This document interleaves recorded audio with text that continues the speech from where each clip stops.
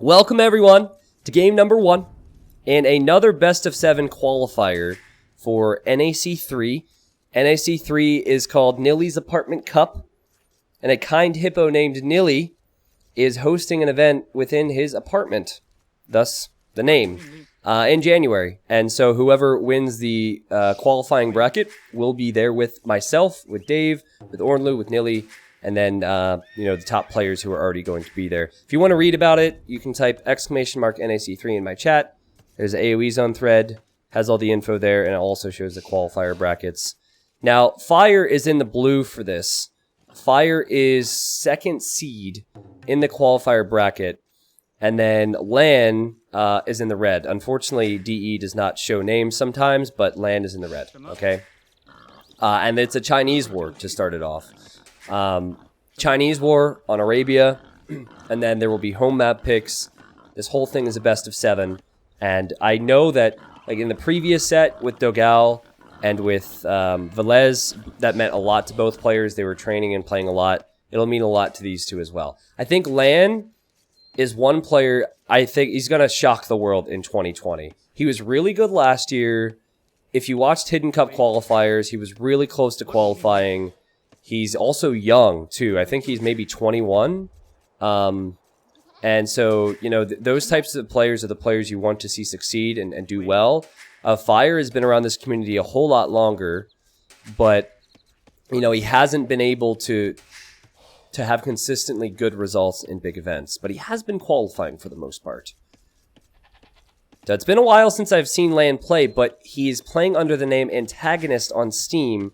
So if you go to the Age of Empires 2 DE leaderboards right now, I think he's within the top 10. And he's been playing high-level games against high-level players and getting awesome results. So a Chinese war is really interesting because Chinese can do virtually everything. If you look to the Chinese tech tree, they start with 3 more villagers. They have to compensate for that. Their technologies are cheaper throughout the ages. Their town centers support 10 population. That's not really a big bonus here. And the demo ships isn't a strong bonus either. But they have Arbalest and Skirmisher. They get Thumb Rings, so awesome archers. Halberdiers, Champions, Cavalier, Camels, Siege Ram, Onager, Scorpions, full upgrades in the Blacksmith. They can do a lot. But believe it or not, because they can do a lot, the game normally opens up with Scouts in a Chinese war. The Scouts, and then the players transition from there. Tamatrix says, quick question, can Chinese go Man-at-Arms? It's one of the few civs where going Man-at-Arms is actually very difficult for them because of how different your build order has to be at the start. So yes, they can. And in a Chinese mirror matchup, it might really surprise the opponent, but I would not suggest doing it personally for reasons that I'm not going to get into right now. Map-wise, LaaaN has been completely screwed by his main gold. I haven't been talking about the maps. The main gold is on the other side of that wood line. His wood lines here are fine, and the wall potential would be nice if he just had a gold in the back. But this gold is beyond the wood line. So that sucks. And then the second gold here sucks, and the third gold also sucks. Fire's map isn't the best, but he's already beginning to house wall a little bit in front of the main gold. And then his second and third gold are forward. So I think this game is going to be more so about aggression than other things. If you lose access to those golds, it could be game over. But if you secure the front of your base, if you secure this hill, then you're fine. So it just gives you some reason to not be as passive. And sometimes with golds like that, your opponent almost puts too much pressure on it. They overextend themselves because it's just too tempting not to tower or to not do a variety of different things against it. So I've seen this type of a gold position with the DE Arabia a few times. And funny enough, every single time I've seen that, the player with that gold wins. I've seen it 3 times. Twice I played and once I casted. And when I was playing with a gold like this, the guy towered it, and I was in Castle Age faster, and it was too much of an investment. When I played the second time, my opponent had a gold like that. I towered it, and then he killed me, and then the other one was a similar thing, so. That doesn't really mean much. Okay, well, Wall City over here for Fire. He'll be fully walled. While we're on the topic, I finished all my Fat Slob episodes over the next 2 weeks, if you guys are looking for that on YouTube. But that's common in a Chinese war. And hold on a second, what is this? Ah, okay, LaaaN, this is wise. He wants to build in front of his gold. And he will wall the right-hand side. Now, he has a lot more to do to wall, but you have to do it. And normally you still have to make scouts, because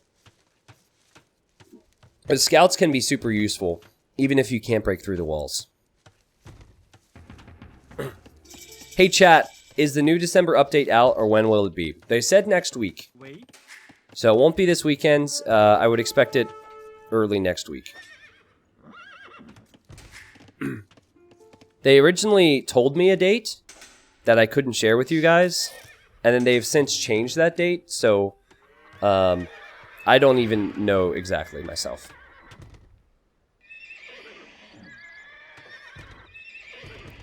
Alright, so this isn't bad.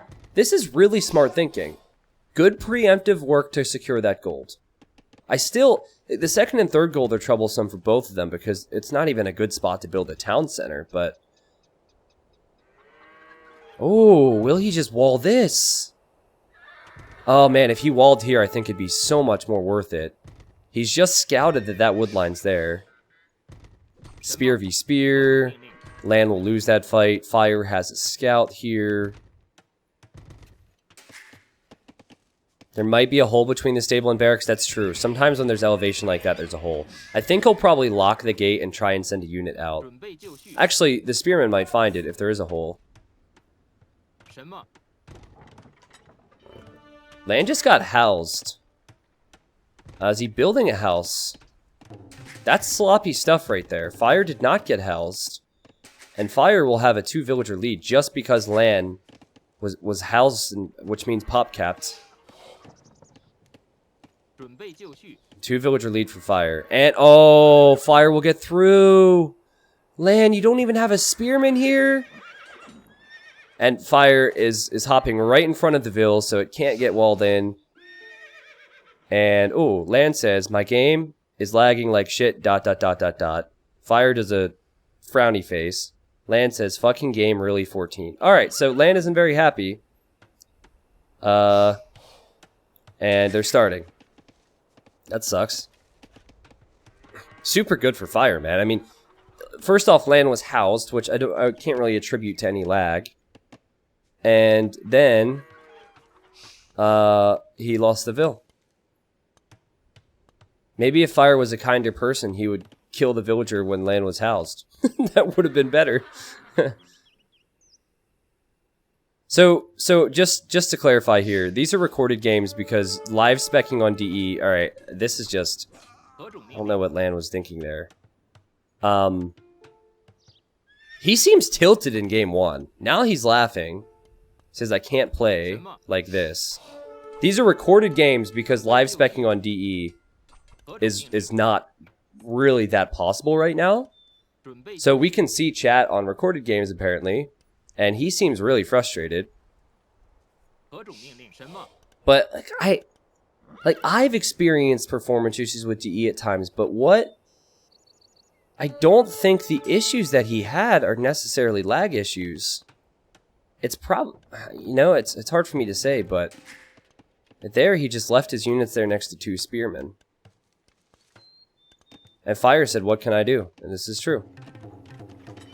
This is true. Now, Fire, he's very close to clicking up to the next stage. His build order looks very clean. Near perfect, actually. Good eco balance. And no sign that he's going to add an archer range.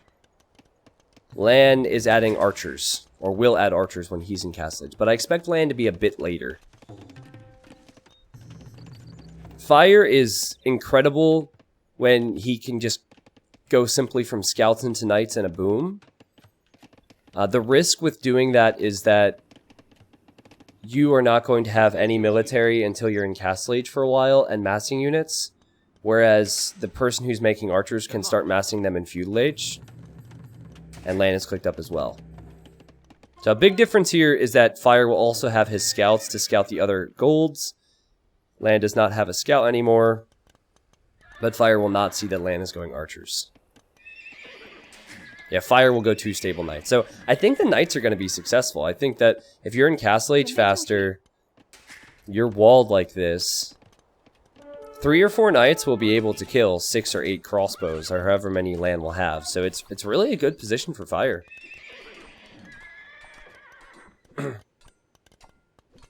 Good point from High Flyer. With DE, I found that if... Have you guys played DE and just had the game speed up randomly?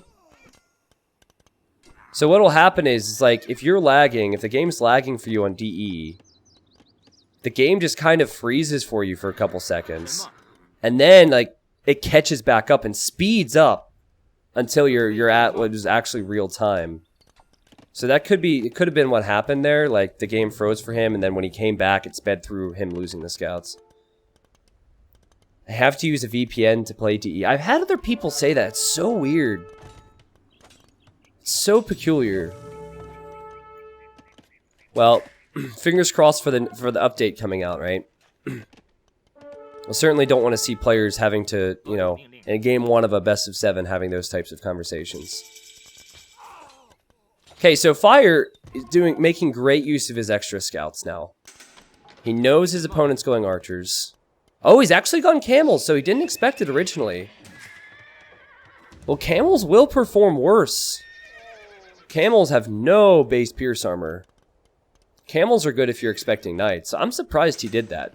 Normally you see pros make a wave of knights first, and then if your opponent is making knights, you mix in camels. Oh man, this is such a risk, but that town center should go up. And now there's a siege workshop for Fire, and all he'll do is add a scorpion. The timing on that for Fire was perfect. LaaaN does not kill a villager, he does not kill a camel, does not kill a scout, but he kills a lion. And Fire's just immediate 3 TC. Immediate 3 TC, making knights and making scorpions. It's just so much cleaner for him right now. LaaaN is just a bit behind him to what you need to be doing. There's the 3rd town center. Fire's already on 3 TCs.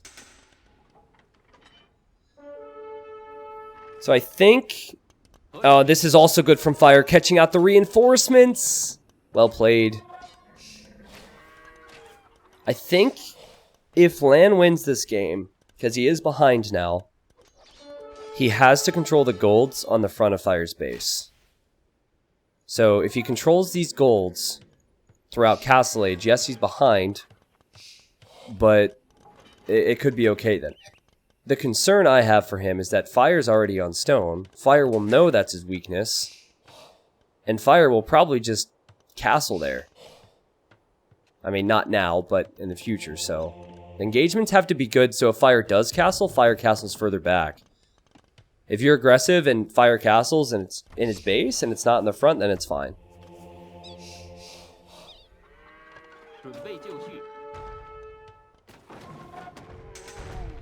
So, yes, camels counter knights.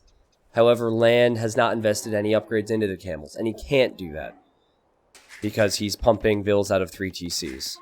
So this is the benefit of having things very streamlined. Fire streamlining towards 1 unit composition means he puts... So, he invests more resources into upgrades for this unit line. LaaaN already put 200 gold...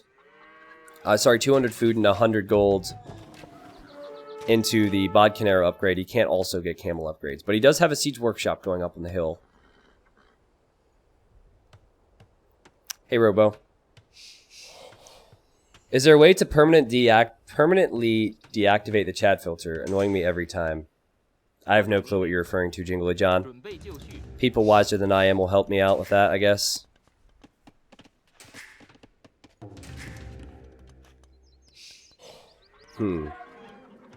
This hill is a concern for Fire, because you do not want to fight uphill. Okay, he sees the gate. Landing. No, the house won't work. The house won't work. Don't.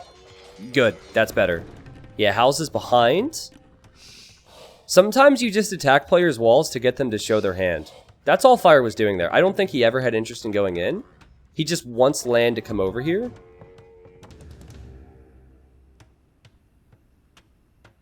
I think Fire's castle will have to be at the bottom of the hill. And now LaaaN will know that Fire's scorpions are separated from those knights. Oh, but LaaaN!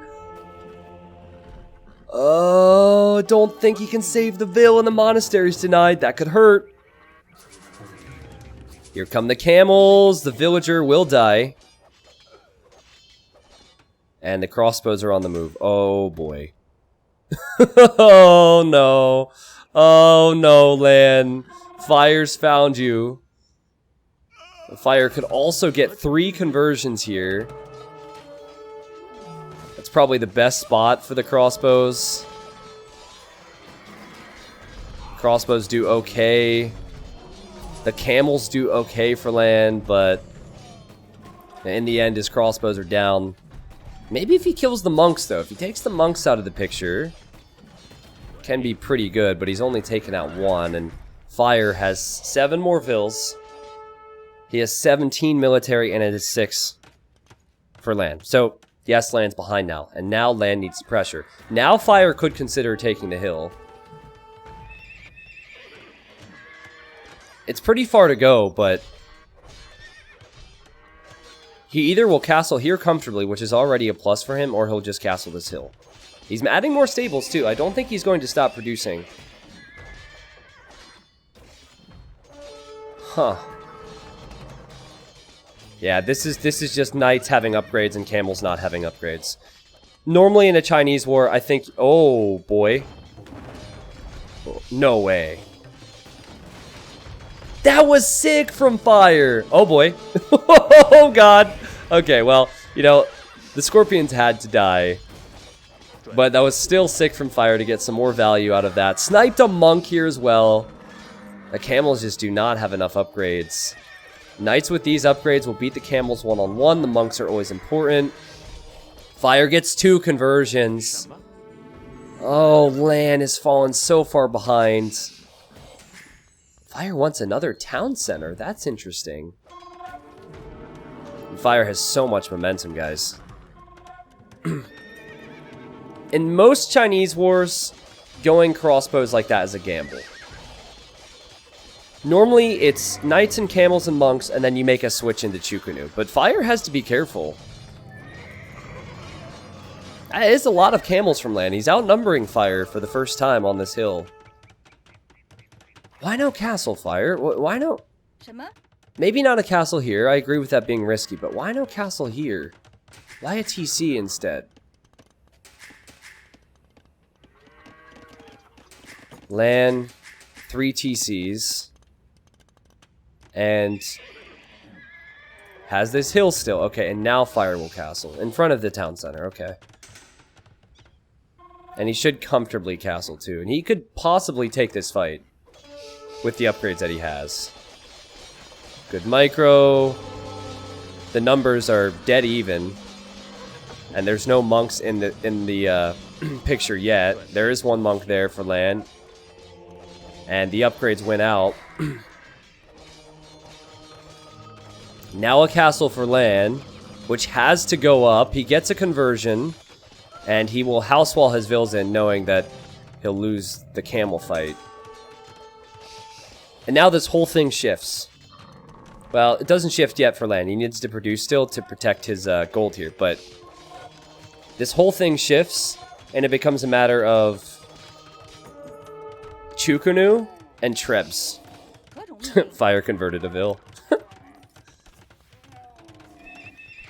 LaaaN didn't expect the cap. LaaaN, listen, LaaaN fell a little bit behind in Feudal, and Fire hasn't let him come back.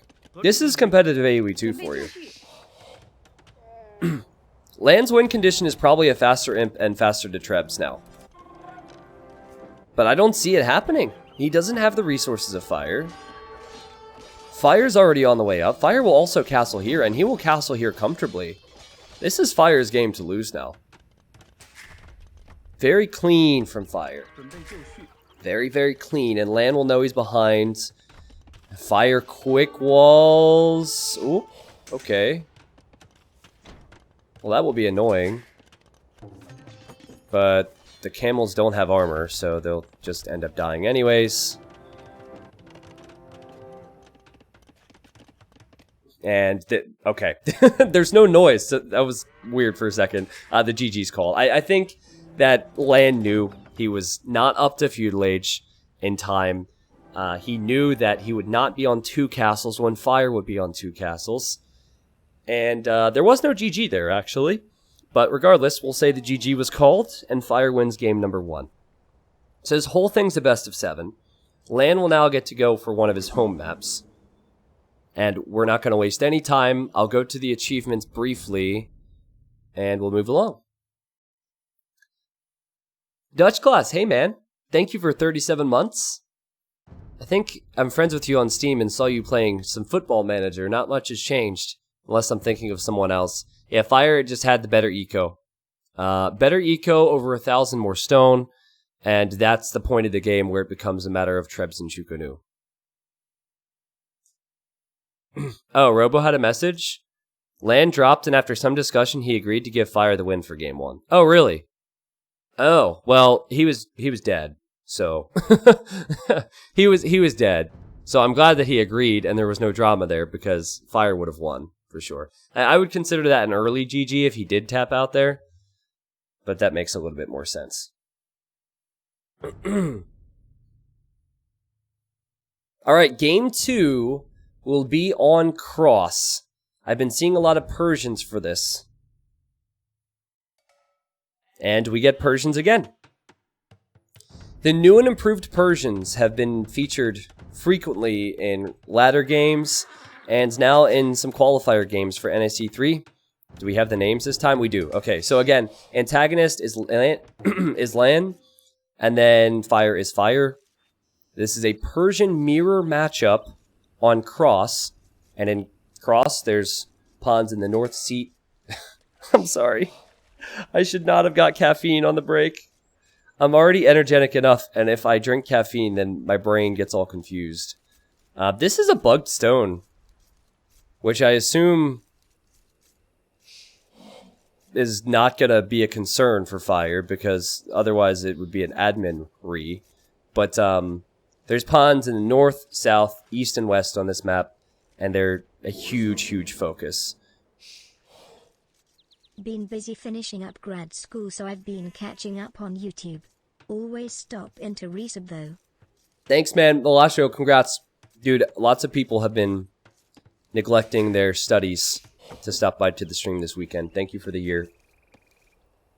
So, what's interesting about this is there's gold in the center. A lot of gold in the center.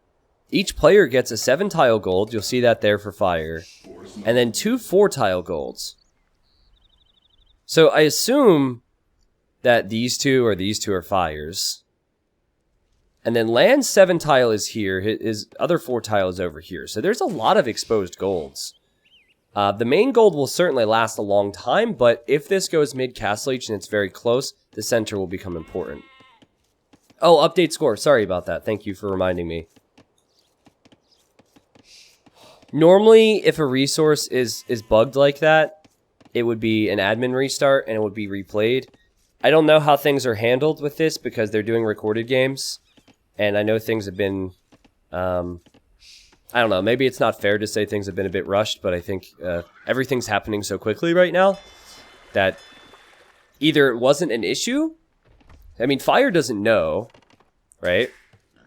Like, Fire doesn't know that the stone is there, so he wouldn't have known it was an issue. Or... I don't know. Robo is in charge. Blame Robo in the chat, okay? So, LaaaAN's board lore is pretty messy. He's docked the back, and you see Fire has docked the back as well. So, a strong strategy on this map is to sneak villagers and dock your opponent's pond, and also to dock the other pawns. So, villager HP, scout HP, all those things, very important. And then wall's very important. And the smart play here for Fire would be to wall to the edge of the map to prevent LaaaAN from ever sneaking a vill. Then you have safe fish in the back. Why are Persians picked? Persians are popular here Because, well, their town center works 5% faster in Dark Age now. That's a new bonus. It's 10% faster in Feudal, 15% in Castle, and 20% in Imp. That and the fact they start with plus 50 food and plus 50 wood means they can have no problem sustaining villager production while getting the dock out nice and early. So it's just very clean, very easy civ to play with. This scout right here. This guy, he has the power. That's going to make the difference, trust me. The scouts will be so important in this. Scouting where the enemy docks are, picking off villagers as they go to the north or the south. See, Fire already spotted that dock. And now you see LaaaaaN looking for it. Yep, LaaaaaN sees the dock. He will attack the fishing ship to let Fire know he's around. Fire just repositions the fishing ship. Both doing the exact same thing. Oh, okay, he could have ran into town center Fire. That would have been a disaster. Ah, that's a good point that the TCs also get affected. Or sorry, the docks also get affected by that bonus. Fire's dropping off food. He needs a little bit more, and he's on his way to Feudal. I don't know what that gate was. And then LaaaaaN will go up with one more. No, actually, he's had some idle time here. That might actually be fishing ships. 3 fishing ships versus 4. Okay, yeah. They have the same eco population and lands on the way up. And LaaaaaN has built a barracks. Now, this is very uncommon. Normally, it's scouts. Yet again, he's doing something unorthodox. Something that's not the meta. I don't know. Is it a low confidence move? Is he doing it because he doesn't feel as strong as Fire playing the meta? Fire is very much a meta player. You very rarely will see him go for anything out of the box. Fire is sending a Vil this way. I don't know if this is going to the north or if this is looping the whole way around to dock the other pond.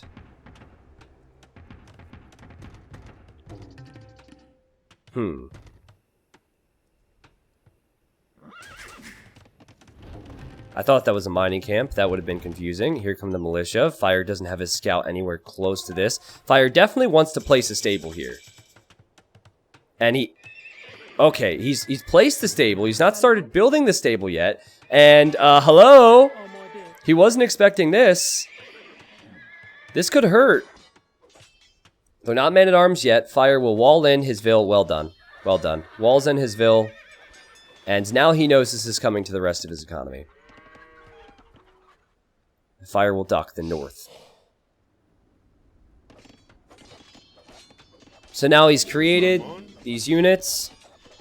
It doesn't damage the food eco. And normally you go men-at-arms against berries. Or a wood line or something. But you can hit the wood line. It doesn't damage the farm eco.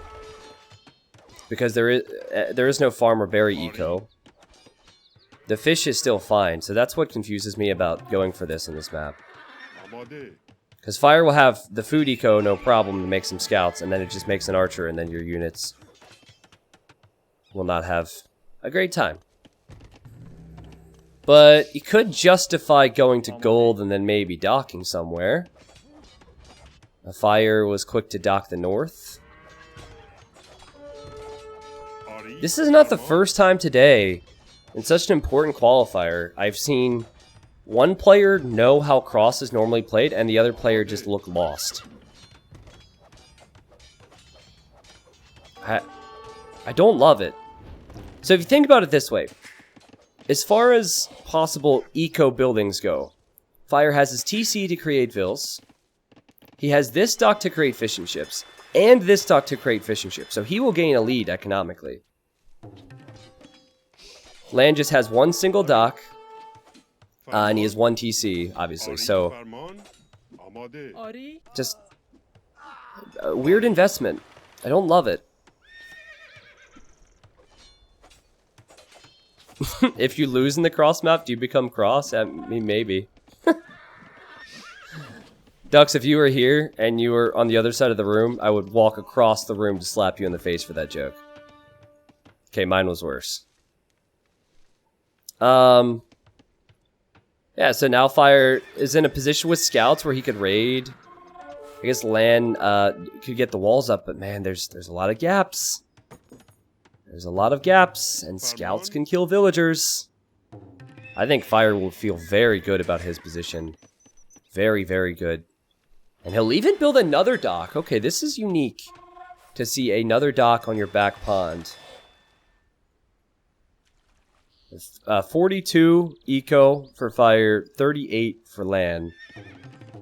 And LaaaN has no military to counter what Fire has. And even if Fire doesn't get in, Fire could possibly see this as an opportunity to go dock there. Okay, is anyone else a bit confused by the men-at-arm play here?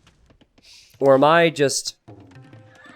The reality is I'm a guy in a room alone talking to a screen. So I'm like... It's easy to agree with my own opinions when there's no one next to me saying out loud, no, you're wrong. But like... It just hasn't panned out. If you slap like you farm, he has nothing to worry about. Okay, I thought you were going to talk about slapping down farms if you're LaaaN, and I instead got insulted. But, look at the difference. I guess he's invested into farms, which is an interesting approach. But Fire with the fish, he'll now add some farms of his own.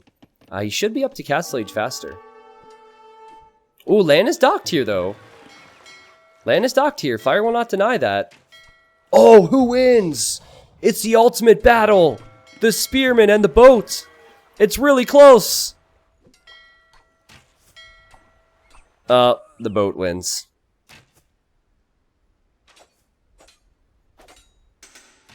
Well, that can do damage. LaaaN is now... What? Archery range stable? So confused. I don't understand. Why add archers? I don't know what to say. I'm a total pleb, and I know man-at-arms is not the play here. Yeah. I feel... So, when you're playing against a player you're not confident against, I've experienced this. Sometimes you do things differently. So I feel that might be at play here. But I'm still pretty surprised. If you feel like you're going to be worse, then going for something wacky sometimes makes sense. And it wasn't too crazy, but, you know, both will be in Castle Age. It will be 2 stables. Just very weird to see that archer range was added by red. It made sense for Fire because he needed something for the man-at-arms for a brief moment. Look at the food count from Fire right now. 1,000 food when he arrives to Castle Age. Man, he is not adapted to Definitive Edition at all. You can now add villagers on top of your Castle Age tech, and he didn't put any there ahead of time. It's very interesting to see what players adapt to the new features and what players are still catching up. But he's still doing really good.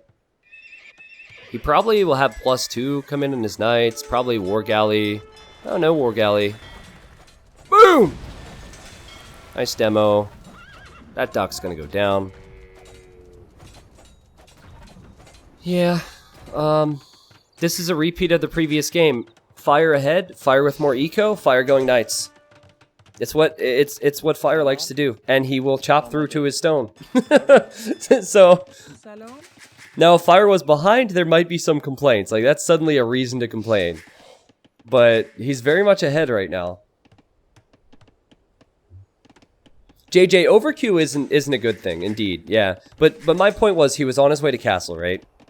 And he didn't even add a single vill on top of that. And his TC was idle for like 15-20 seconds upon arriving to Castle Age when he had 1,000 food. Some players, they're used to the whole queuing up techs and queuing up vills on top of techs, things of that nature. And my point was that Fire just doesn't seem to be as used to it yet. It's nothing to freak out about. The guy is doing really well right now. And he has 60 villagers versus 51. And he will dock the bottom. LaaaN doesn't even have a unit here patrolling. What LaaaN is doing, though, is he's building up a force next to the trio of golds in the center. And that could be very, very good for him. However, his villager in the center has been abandoned to chase some scouts over here. And that villager might actually quick wall himself in here. No. That villager will die. So well played from Fire. That's just like last game, too. These camels make the weirdest sounds. I think Fire really needs a monastery. He has the eco lead. I think he needs a monastery for healing and for conversions. LaaaN will be quicker to that, but just slightly because the Vill died. To be fair, you can queue Vills after a tech, even on WK. Technically, yeah. Technically, yeah, like you do that with Loom at the start. But it's not really comparable to Matrix. No one does that when they go Castlade, when they click Castlade, so. I mean, no one at the high level anyways. Good pressure from LaaaN. I mean, I was disappointed in how he's chosen to play this, but he's going to his third town center. Fire is on 2. Has not been able to snipe the fish, which is a huge bummer, but he has the gold control in the center. He's gone for pikemen, and he will keep his mango alive. Fire, all of a sudden, beginning to look a bit shaky. There's Monk from LaaaN. Oh, nice mango shot. Okay, his mango goes down now. Nice job, Fire.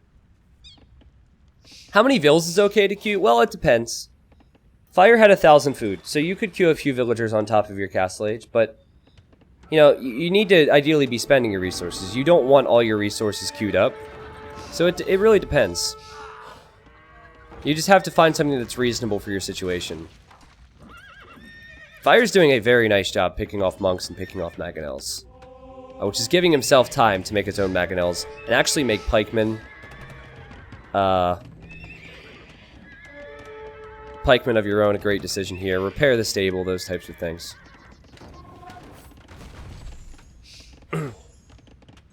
Yeah, that was a great pickoff from LaaaN. My example was just a very basic one of Fire having 1,000 food, having clicked Castle Age, and that didn't have any vills on top of it, so. Hype. 1,000 food floating. Like, Age of Empires 2 is a game of small differences, right? So I might seem overly critical, but if Fire was playing Viper, for example, and Viper doesn't have those 20-second blips, you know, that can make all the difference, right? So, always about the small things. Small things including upgrades. Fire does not have as many upgrades. And LaaaN has 2 monks here. So that's 1-for-1 for both. And yeah, Fire, I think, is really behind now. What would you prefer? A few more fishing ships, a few more villagers, or all the gold? And if you're going pikes, and you're going up the hill against mangoes, it won't be so easy. The Fire's queued up squires on top of some pikemen in there, and I don't know if he'll complete that upgrade. Oh, nice attack rounds. This is all about micro, and I think the biggest thing is about the monks and the mangonel shots. And LaaaN gets a huge shot! The micro from LaaaN! At the same time, his pikemen probably weren't in the best position, but he runs back to his hill. These are some underwhelming mangonel shots, though. Oh my god. Dude, if you click the pikes, there you go. There you go.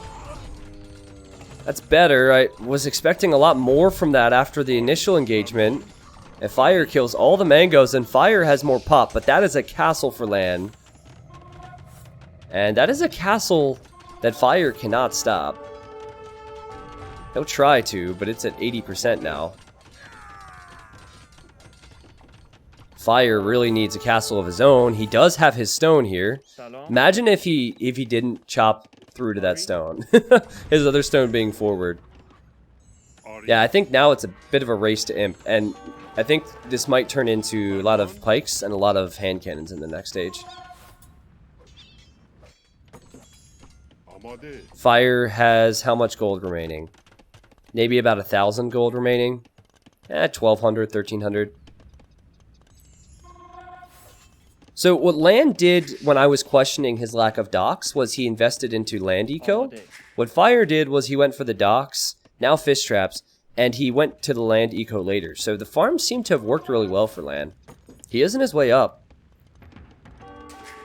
Fire has the food, but he actually does not have the gold now. And he was late to a market, so...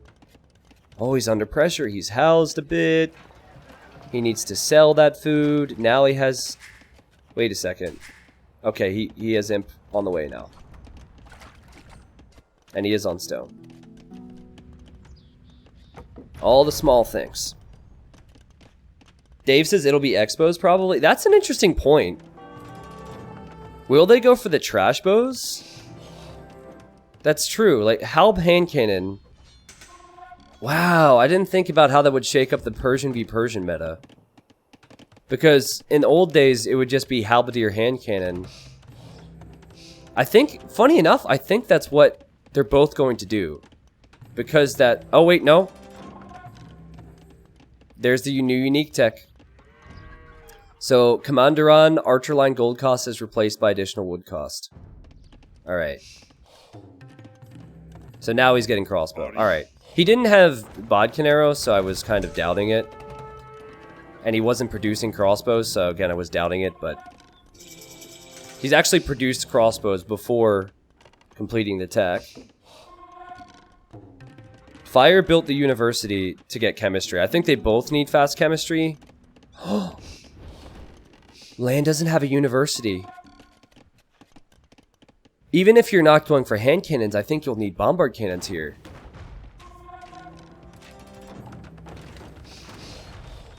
I think chemistry could save fire. LaaaN will be able to mix in more gold units because he has all the gold control as it stands now. Yeah, the question is what, though? What do you make? It's just going to be for siege at the start. Fire sees the crossbows. Fire has not created a single crossbow. He's getting chemistry. I bet you Fire was expecting halberdier hand cannon. And now he remembers this tech exists. Or either that or he doesn't know the tech exists and he's like, oh, I'm going to win now.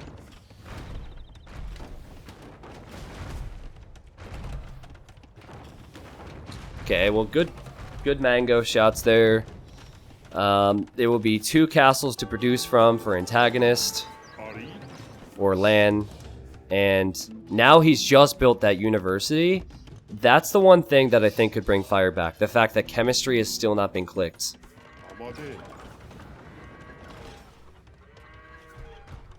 That's just 101 for this situation.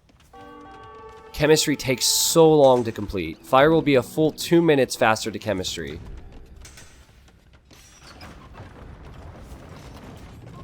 Now Fire's making a bombard cannon.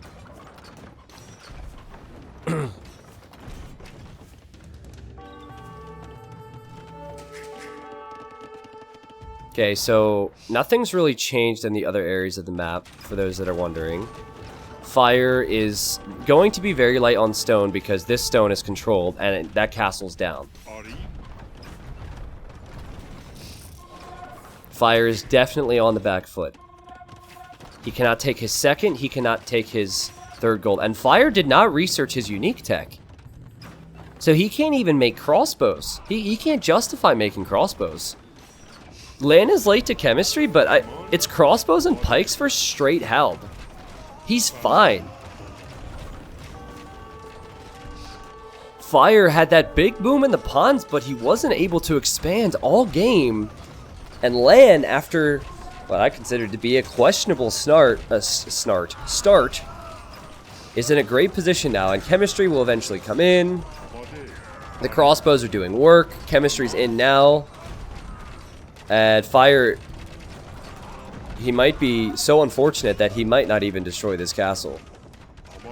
Very much feels like LaaaAN's decision making in mid to late castle age significantly better than Fire to take control of the resources. Fire had a faster castle time. He did not take the center golds. He did not castle it.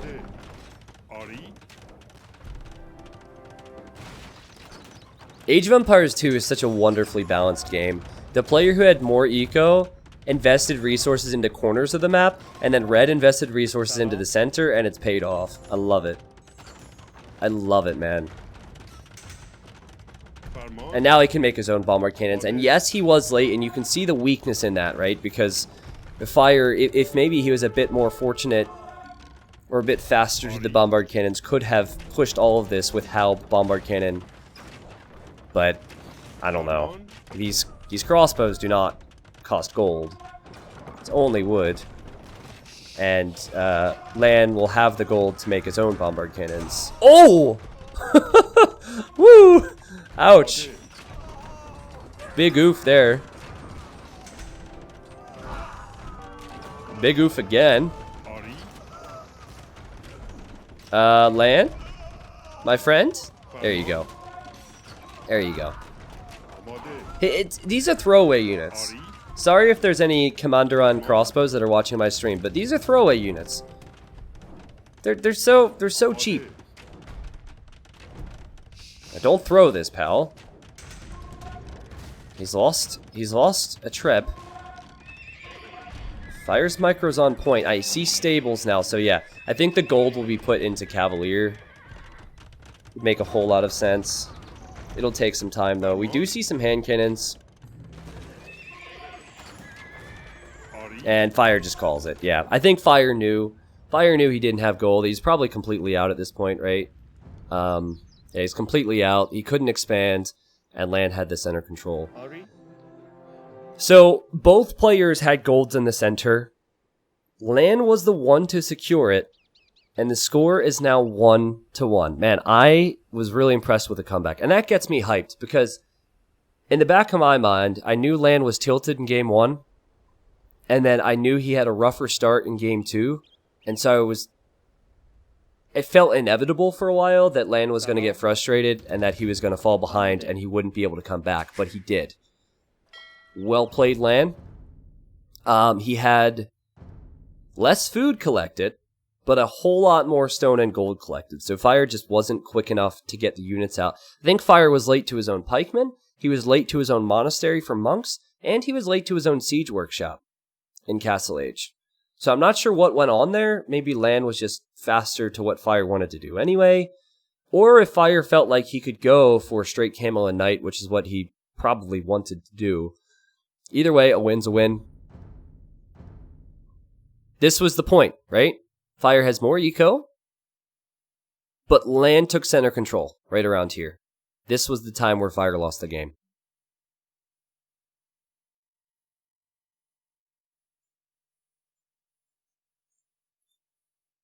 All right. So that means we would go to Fire's home map next. And Fire's home map. Any guesses? Anyone who knows Fire have an idea of what he might choose?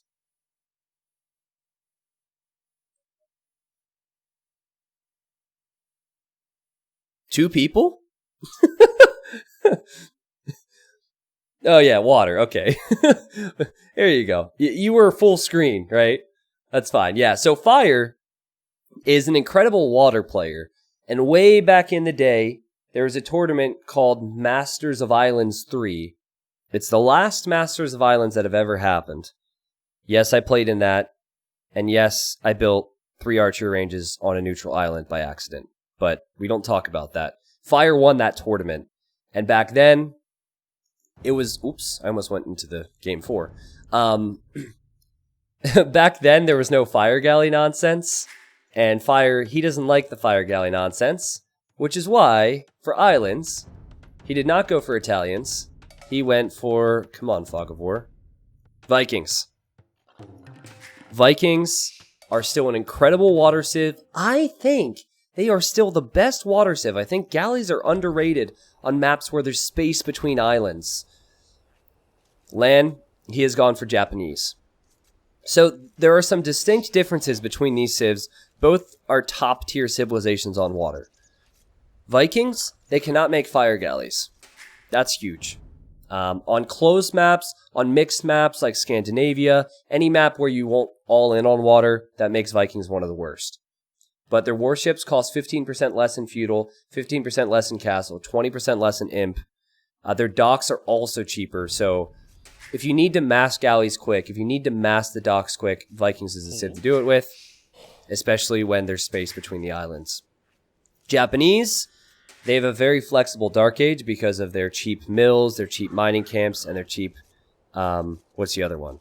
Mills, mining camps, lumber camps. There we go. They are half off, and also their fishing ships have more HP and armor. And fishing is very, very, very important on a map like this. So they save a lot of wood. They can fish heavily, but the reason I'm not as big a fan of Japanese here is because I don't think that Japanese fish are going to hold up all that well if fire's massing galleys. The fishing ships tend to hold up much better against fire galleys. So, we'll see. Vikings don't have turtle ship, though. This is true. That's also the case for Japanese. So, won't really come into play here. But I'd expect a dock, and where they dock normally tells us their game plan. So if LaaaN were to dock the back, and he were to place fishing ships in the back corner, that would tell us that he's most likely not going to go aggressive. And that's what he's going to do, actually. And then fire, if he docks the front, that would tell us that he will probably go aggressive. And that's, yeah, both of the things I expect is what we're going to see. Yeah, I think it will be dangerous for Japanese against Vikings on water. So we might see more of an economic boom from LaaaN, more of an attempt to get to Castle Age faster than anything. He's had a really rough time here. He's missing out on 2 food to create the next villager. His boar was behind the wood line, and he's bringing it in now. And then also this boar was behind this wood line, so that's pretty sloppy stuff. Fast Castle Longboats is a play for Vikings. I don't think it's a great play, though. It's more of a good play on team games, I think. Chance for a T90 Dave co-cast? I think Fast Castle Longboat plays towards the strengths of fire galleys because you're not massing anything to deal with the early fires, which are already quite strong. In a team game where you might have more of a buffer, like let's say you're a pocket and then your flank is going for fire galleys, then I think going Fast Castle makes more sense. It depends, though.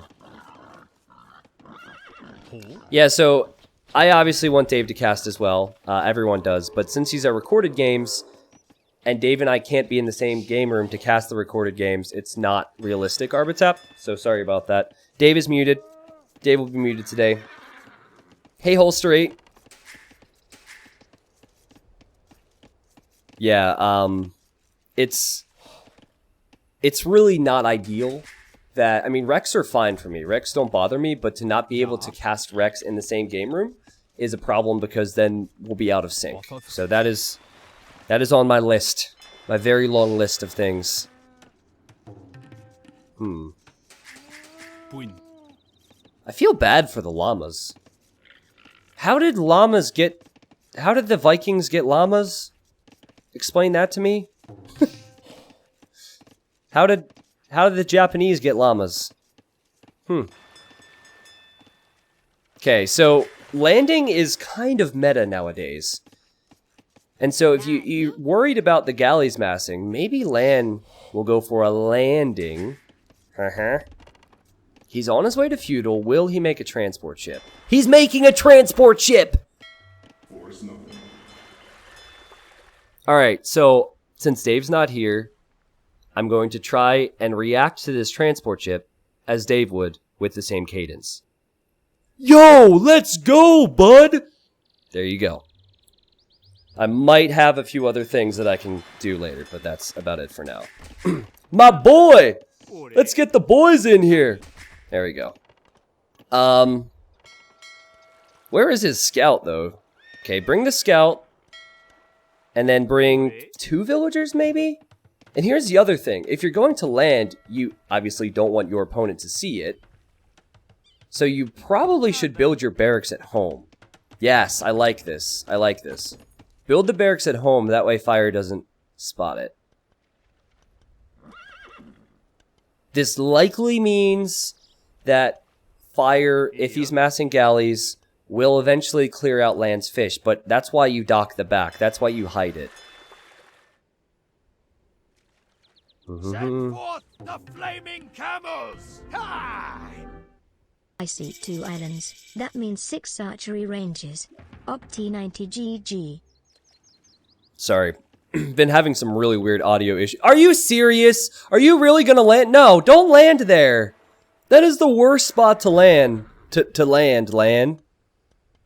He saw the berries and he bailed. Fire's patrolling a scout. Don't go by the shoreline.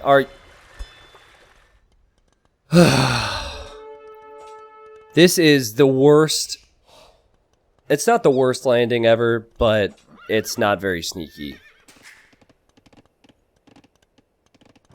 I mean, even sailing along the shoreline was sloppy. Quick wall. Okay, nice. Well, Fire was hoping to just fight this, but this is gonna happen. Whether he likes it or not. And now Fire has made a demo, and he's making some galleys. Now, what's really hard from Fire's perspective is you don't know how much he's going to commit to the landing. So what frequently happens is, initially Fire will commit a bit to water, but then he'll stop. And sometimes you'll even see players get confident and make fishing ships. And then what land could possibly do is just make fire galleys and wipe those fishing ships out. So it will take Fire some time to find those fish, if he ever finds those fish in the back at all. So yes, it wasn't sneaky. It did not surprise Fire. However, I still think this position is not bad for land. Also, he has more scout HP, so Fire can't even see what else is going on. So, I'm going to compare this to an Arabia game for a second, because I all know that you guys love Arabia, and appreciate that Arabia is the best map that Age of Empires 2 has to offer. I know we agree on that. So, since we agree on that, I'm going to make a comparison. Have you ever seen a game where someone tower rushed, and then full walled their base at home? Where they're a presence at their opponent's base, and then they're untouched at home because of walls. This is similar, except the water is your wall. And so Fire's going to spend all of his time reacting to what land is doing, and land will be untouched at home. Unless Fire does a sneaky counter-transport, which would be amazing. But he can't do that right now, and land wants to tower. The towers in Feudal Age, sorry, only have 700 HP now, so villagers will do more damage than you think, but Fire's lost a villager, and Fire will bail on this. The archers have fletching, guys. This is the problem with the preemptive tower. You place a tower to the left, and then your opponent knows where they can successfully place their follow-up tower. Not a fan of preemptive towers. I think this was a panic move from Fire, and now his gold is going to be in harm's way. It's actually not the best tower from land, but it harasses it a little bit and gives him an avenue to... Are you... What? What?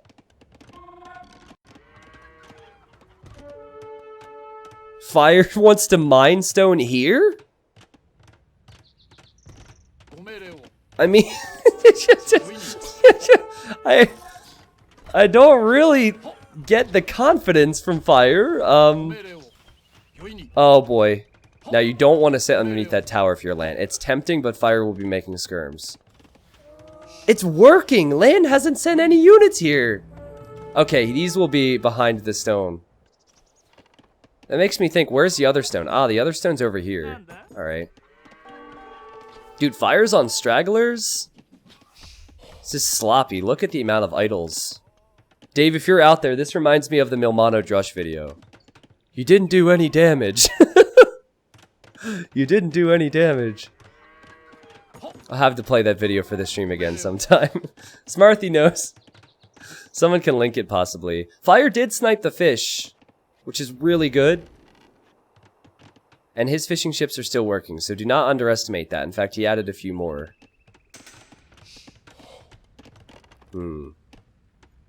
What? A dock on the back from land. Will he go fire ships now? I hope he goes fire ships to clear out the fish. Super messy game. It always is. He's housed.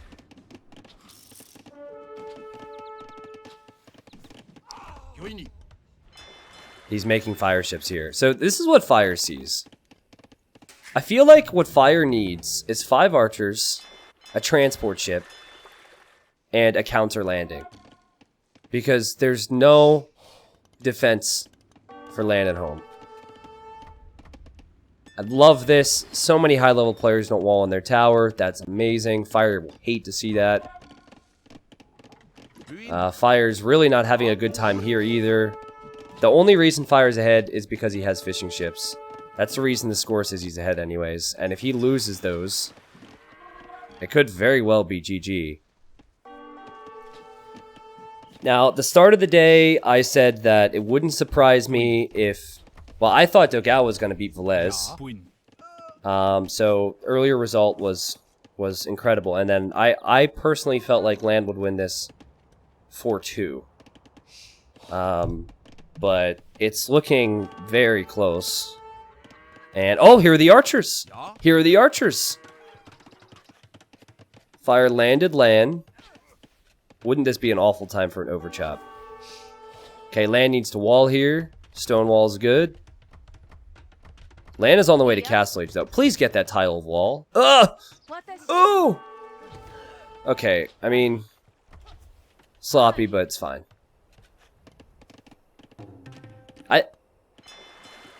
I wouldn't move in with the fire yet, if I were him. I would wait. Wait till Castle Age. Fire will buy his way up soon. LaaaN is still stonewalling. Oof. And he's towering there. Why? That's such a weird tower to me. I guess, you know what? He wants to protect the wood line as well. It's not ideal, but I think he also wants to protect the wood line and the gold. But still, the archers could get here if they transported around. Not easy to get there, though. Does Fire see that dock? He does. And now he sees the fire ship. And he's making another transport ship? Whoa! Whoa, hello! I mean, transports are not cheap. They're 125 wood.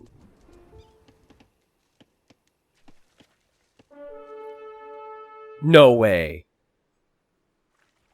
Oh my god. That is such a small, simple thing that Fire has done. But it makes so much sense. Taking the gold in the center. Wow. Because he doesn't have gold right now. He can't take this gold or this gold. LaaaN, he's probably feeling very good about himself. But Fire will have gold.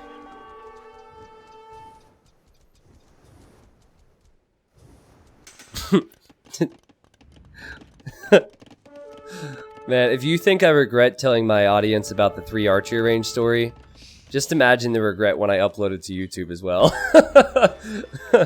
It won't just be Twitch comments, it'll be YouTube comments too. Woo boy. It's alright, worth it.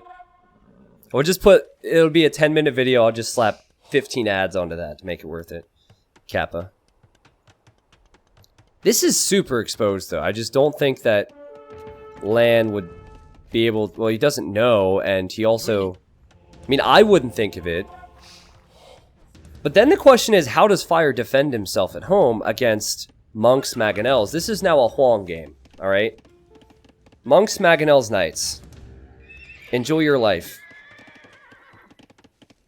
The best defense against Huang style, Monks, Mangonels, Knights, is to have your own mangonels and have your own monks and have a civ that gets redemption. So redemption means your monks can convert siege. It won't be quite like that. I'd expect some variation here or there.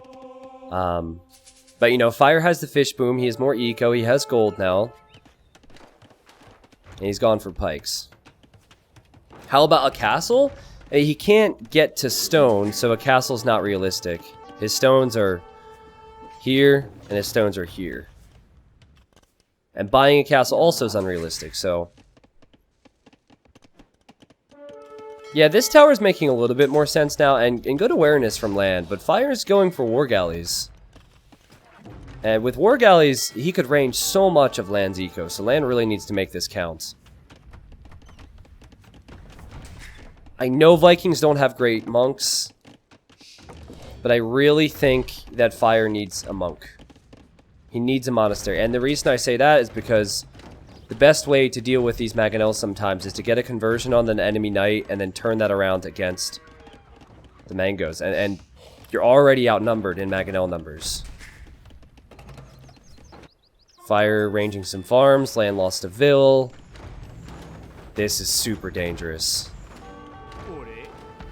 Land's vill is a hero. Oh, this is so weird. I think Land has the lead. Now, I'm pretty confident that Land has the lead. And if he's worried about Fire's navy, he can just get guard tower. Oh, man. Fire, I mean, say what you want, but he really doesn't have a lot of wood right now. So, he doesn't have a lot of wood. He needs wood to be coming in where he can make mangonels, and he's at 0 right now. He actually is housed. I hear war galleys. He might loop them back around. It would accomplish a little bit. Land just needs to clear out the blacksmith and make this a wide open area so he can comfortably micro. Did Land get redemption, you think? He's getting sanctity now. I wonder if he got redemption.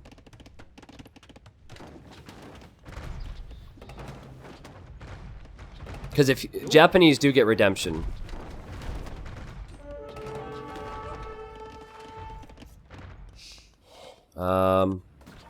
These villagers. Okay, the fishing ship goes down. Whatever. Land doesn't care.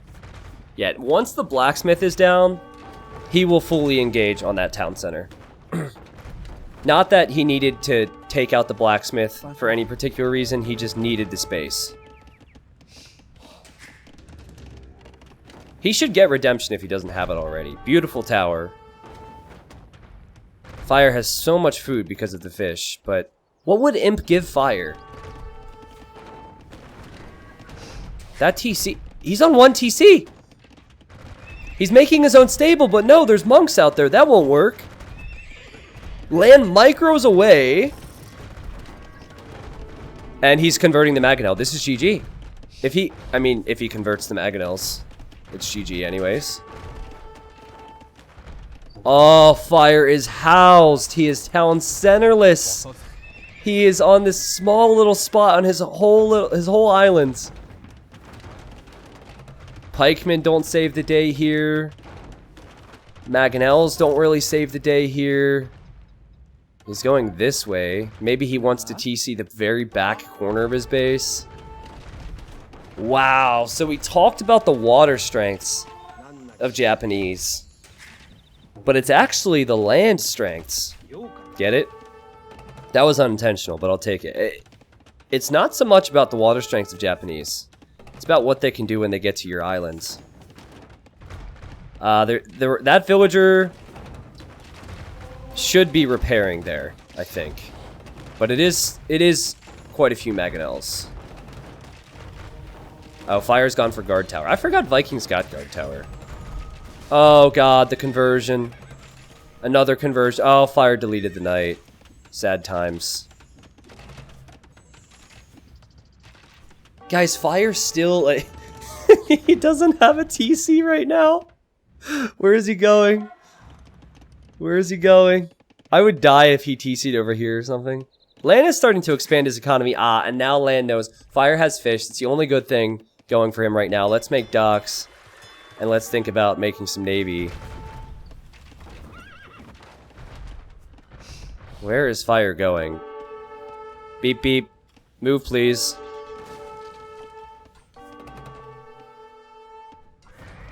I feel really bad for fire. It's frustrating to be pushed like this. It is really is almost impossible for Vikings to deal with too. Because you would need the thing that saves you is stone access for guard tower or having access to good monks. If LaaaN just sent a single knight around here, he'd be so much damage. I think he's playing it safe because he knows he has the lead, and he's also very much focused on his booms, so. Oh, but hello, Fire. Fire shows up, and he docks with these villagers. Still no town center for Fire. Still housed for Fire. It's the fish. If Fire loses his fish, that eco number is very different. Look how much fish he has. Oh, LaaaN, patrol the fire ship!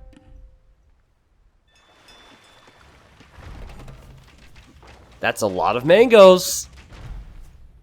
This can't possibly swing back into Fire's control, right? Right? Right?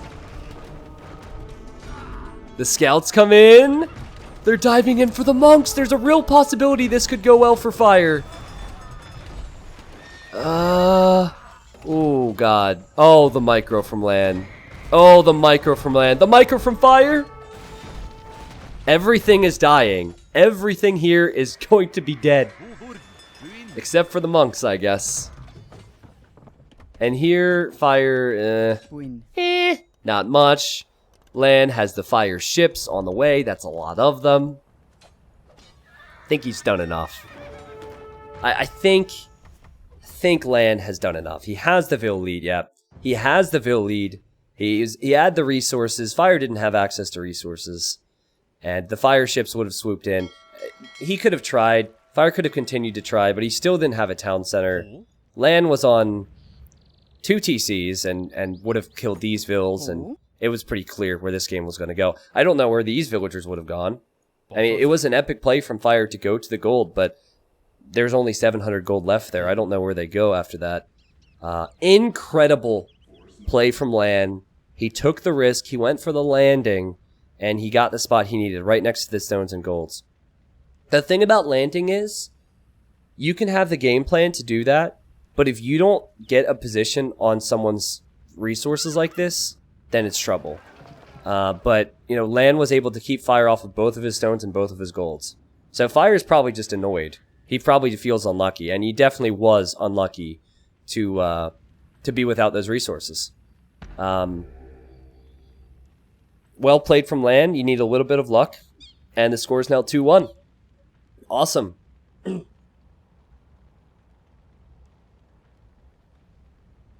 If someone goes Huang push, why can't you mass pikes? Because Mangonels would destroy it. If Fire goes pikes there against Mangonels, half of the pikes get attack grounded, and the half of the half would just get converted, most likely.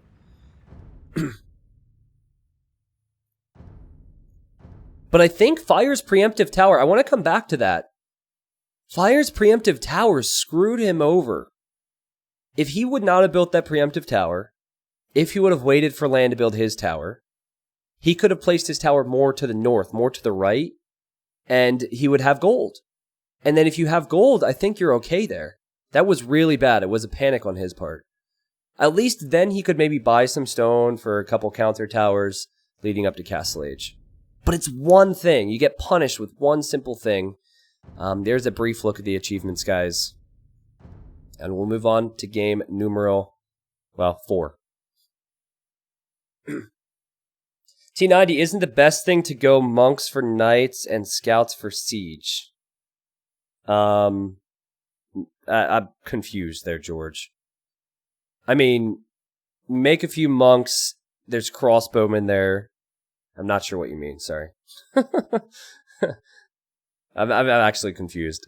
Sorry. Makiyiko, thank you for gifting 5, man. Harvey, Scargy, thank you guys for primes. This is very close to a view record. I forget what we hit during the one. It was a show match. I forget, but thank you everyone for showing up. It's awesome to have so many people here. You know what's awesome? The fact that all view records have been competitive AoE too. That is good for the competitive scene. And it's not like, no offense, community games or something. All right, game number 4 between Fire and LaaaN. Let's go.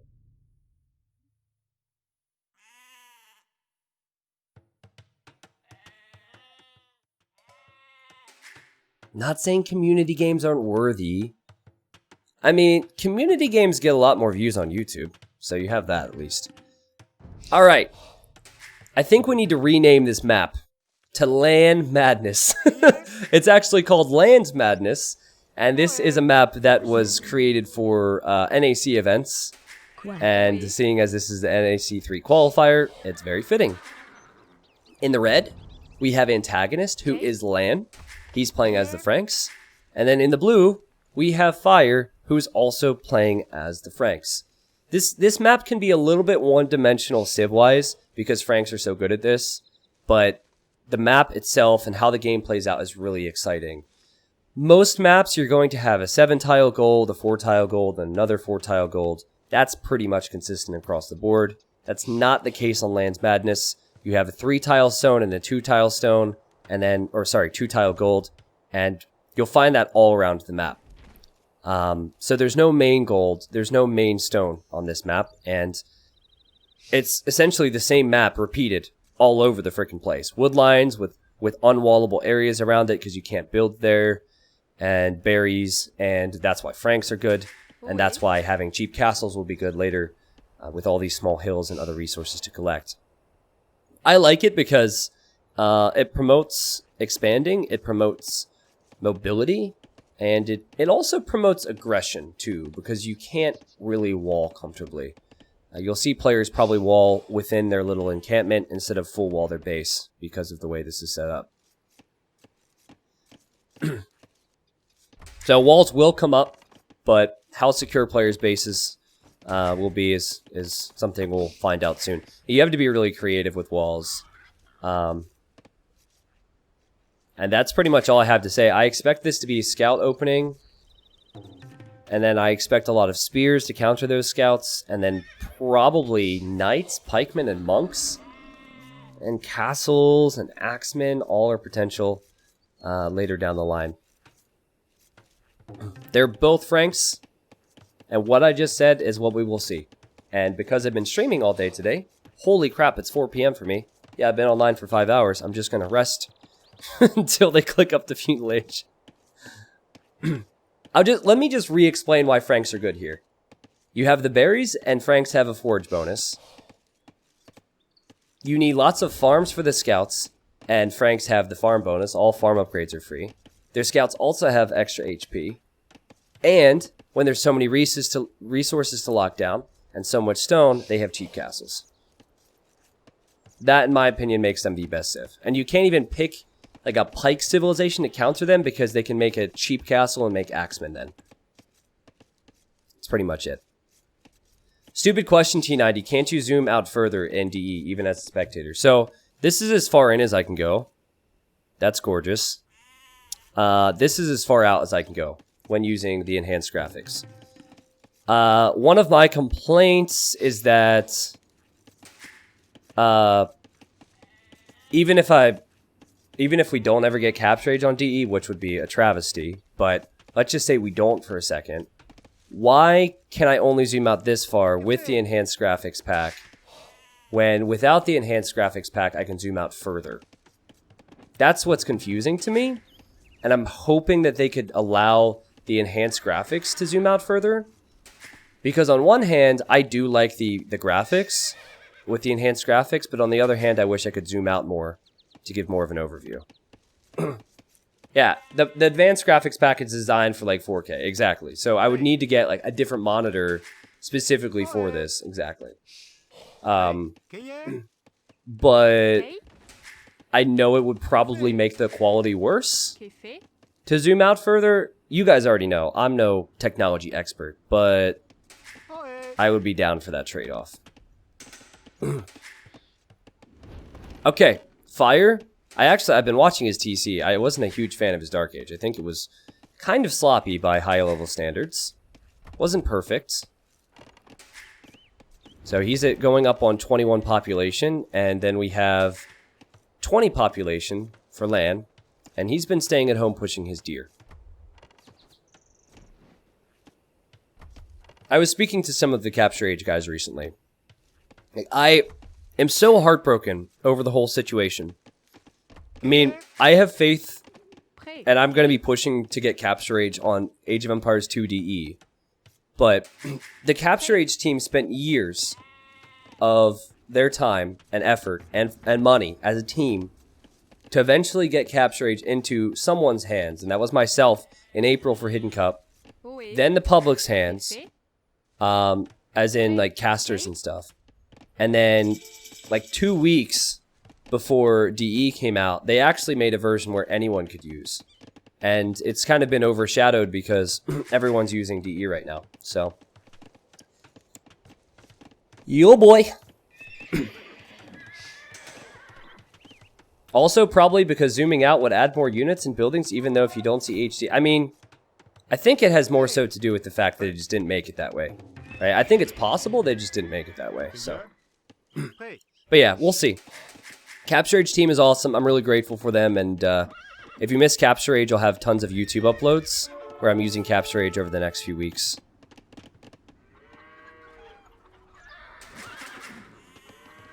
Capture Age is one of the best things to happen to AoE2 in recent years. I would still say User Patch is the best thing to ever happen to AoE2. Because without User Patch, the community probably would have disappeared. Or would be playing on an inferior version or something. Anyways, scouts are coming out. And this is what I expected. LaaaN building partially built palisades around his wood. And he could wall here. He's finished with these berries, though. Fire has been forging away down here. And he forged away here. I like how Fire is taking advantage of that bonus.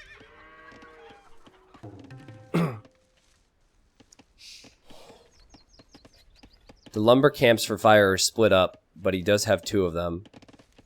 And Fire also placed a palisade. Very cleanly done. Good response from the incoming scouts. You need to pay very close attention, though, because you could overforge. I think LaaaN is watching that. You'll see players go in to where they can scout how much food is left. Oh, God.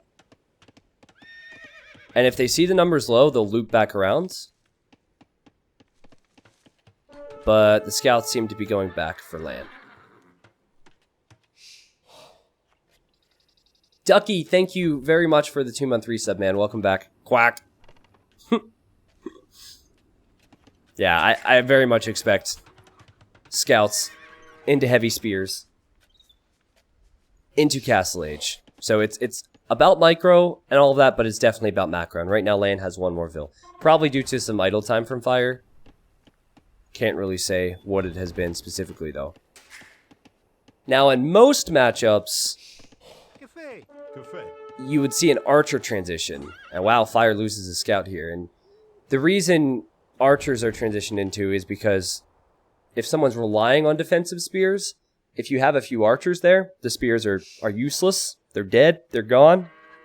And then the scouts will be able to snipe plenty of villagers. And even with a lot of quick walls, archers would make a lot of sense.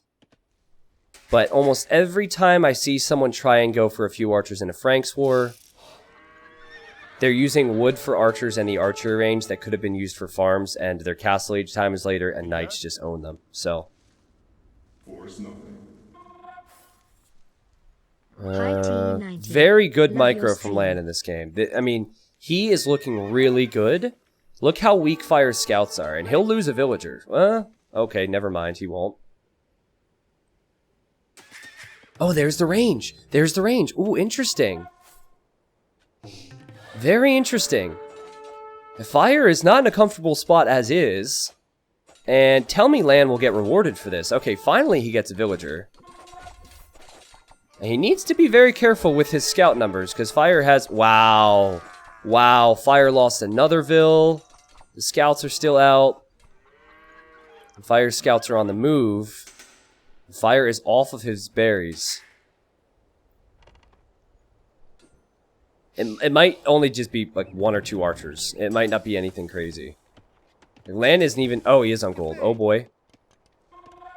Fire will see this, and he has not seen the range. So, yes, Fire will probably get a villager, but he does not see the archery range yet. And now, okay, now he sees the... Oops, that scared me. I thought... I thought I closed out the game. Now he will see the archer, and now he knows, and now he's freaking out, right? So now he'll tower the gold.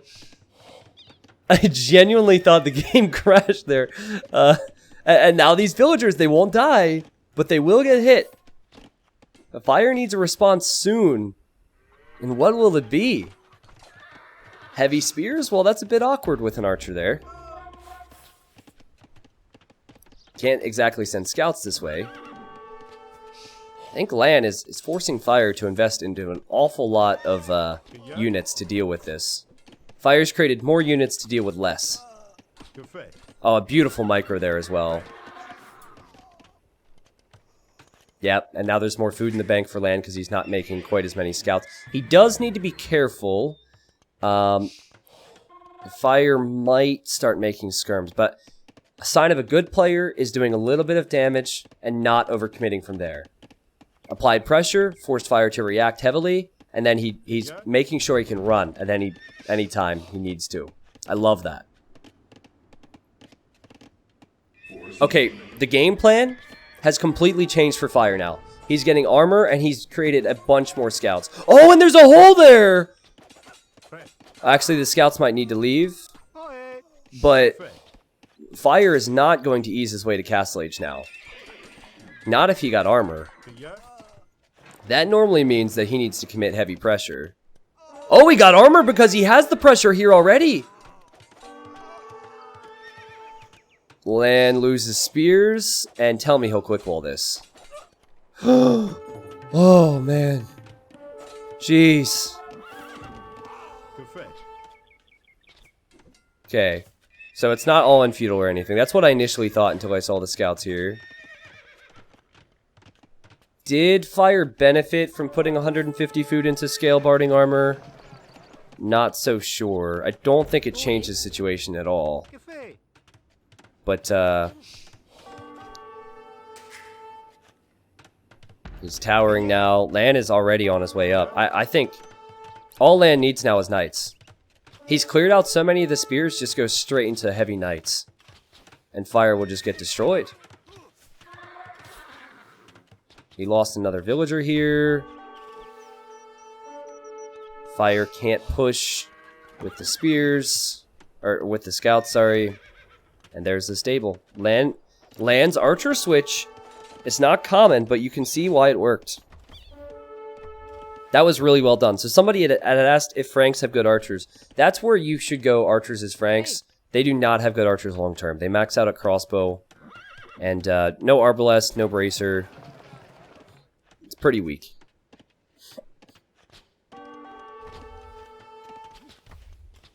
And now, since Fire doesn't have any military to kill this, he will idle the farms. This is just very clean, very smart.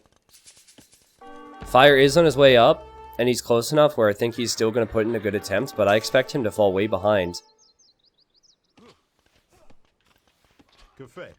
And no thumb ring, that's true. And no thumb ring. And that archer will go down. Think, yep. Good work from Fire. Fire stables up. Excuse me, sorry. I think Fire's really having wood problems. Says he has 10 on wood, but you see all these farms expiring? It's a sign that he's been having wood problems throughout this game. He's definitely been pressured on the wood lines, more than the gold. Ooh, okay. So LaaaN was on this gold too. Didn't realize that. I'm sure he'll deal with that with a spear, maybe. And here are the knights. So Fire wasn't having gold problems, but now he's having gold problems. He's lost a vill. He'll actually lose a second if he's not careful there. No, he was careful. This is not going to be very easy for Fire to deal with. Not too stable production from LaaaN. The one stable's idle, but he's all over Fire. I think Fire's dead. I mean, at this level, 10-ville lead already? More in a second? What a sick game from LaaaaaN. Wow. Fire got a couple Ville picks there, but how does he deal with this? Can't take gold. We'll run back to this gold. I wonder how quickly LaaaaaN will get a knight over there. Because he was over there before. How long will it take? If I only had 700 food in the bank, I'd be nervous, Monk S. But then again, I'm an AoE2 noob. Yeah, no one here can relate with that. Everyone's pros. Sorry, dude. I would assume that LaaaaaN would be getting a big upgrade now, but he's not. He's also, guys, look. He's not producing out of that second stable. That's not the first time. Oh, the monk. Oh, wow. The monk survives for LaaaaaN. Fire. He does not have enough on the hill. Just imagine if... Wait, why not fight that? Why not continue to fight that? It's weird. Imagine if LaaaaaN... There we go. Was producing out of both stables. Monastery's over here. Fascinating. 48 bills for LaaaaaN. 34 for Fire. Not good for Fire. And say goodbye to your knight, Fire. Oh, boy. Oh, they traded. It's an even trade. Same upgrades. Only LaaaaaN followed that up by sniping one monk. Oh, he didn't get the next one. And he needs to run quickly. Oh my god, this pathing. He needs to run quickly back to his faithful monk friends. And Fire taps out. I love that move too. LaaaaaN arrived right to the gold. The GG's called. LaaaaaN is up 3-1 now. So he lost the first game. There was a bit of tilt and a bit of frustration, if you remember. And he wins. 3-1 now. One more game. The game's going to crash on me, so bear with me. It's alright. This is fine. We can look at the achievements, but let's pretend. Wow! LaaaaaN had so much more economy. What a player. Reopen the game. But yeah, sick game. Sick game. It was the archer switch. It was such an intelligent switch. I loved that. Vaulting, please. Thank you for the Twitch Prime. Skylar. Or Siler, sorry. Thank you for the Twitch Prime. Series is not over yet. If you're wondering what I'm doing all day today, I'll still be casting games after this series does end. We have at least one more game. I'm about to load it up for you.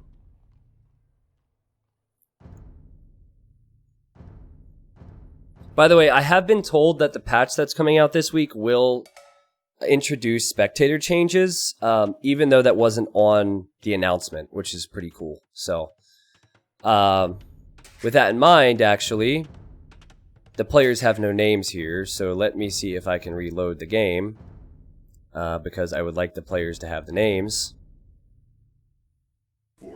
As for what that change is, I have no clue. The fastest snail in the world would take 393,800 or at least I can't say. So. hours to travel there we go. from East Coast to West Coast. All right. We saw a match between Dogal and Velez on this map, and they chose Mongols, and it's a no-brainer to pick Mongols, and they've both done the same. Antagonist, who's also known as LaaaaaN from Spain. He's a very, very solid player, one of the players in the community with the most potential to make, to kind of mix up the scene a little bit at the highest level. He's up 3-1 versus Fire. Fire's in the blue. Fire's also playing as the Mongols. The reason you picked Mongols in this map is because of all the hunt. Mongols hunt 50% faster, and there's hunt all along the center. You still get 2 boars, you still get some deer, I guess these might be them. You still get some deer near your base, but focus is normally on the hunt. 9 times out of 10, it's scout opening, and then it's adapting from there. Unlike in the previous matchup where it's very rare to go into archers afterwards, it can be quite common for Mongols. And sometimes this map is very difficult to ease your way to Castle Age on. So we could see very aggressive feudal age play. Spears, archers, scouts, you name it. Whoever wins this goes to the final tomorrow.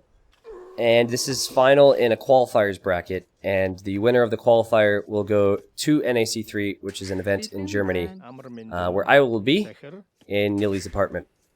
So, the games have been really good quality. I think more than anything, it's just been really, really awkward for me as a caster over the last 30 days because casting live games is like pulling teeth. But these games were played, and the recorded games were compiled, and they were non-spoilered, so you guys have never seen them, I've never seen them. And it basically feels live to me, so it works. We've had no issues. We did have the one drop when looking at the achievements, but that's not a big deal.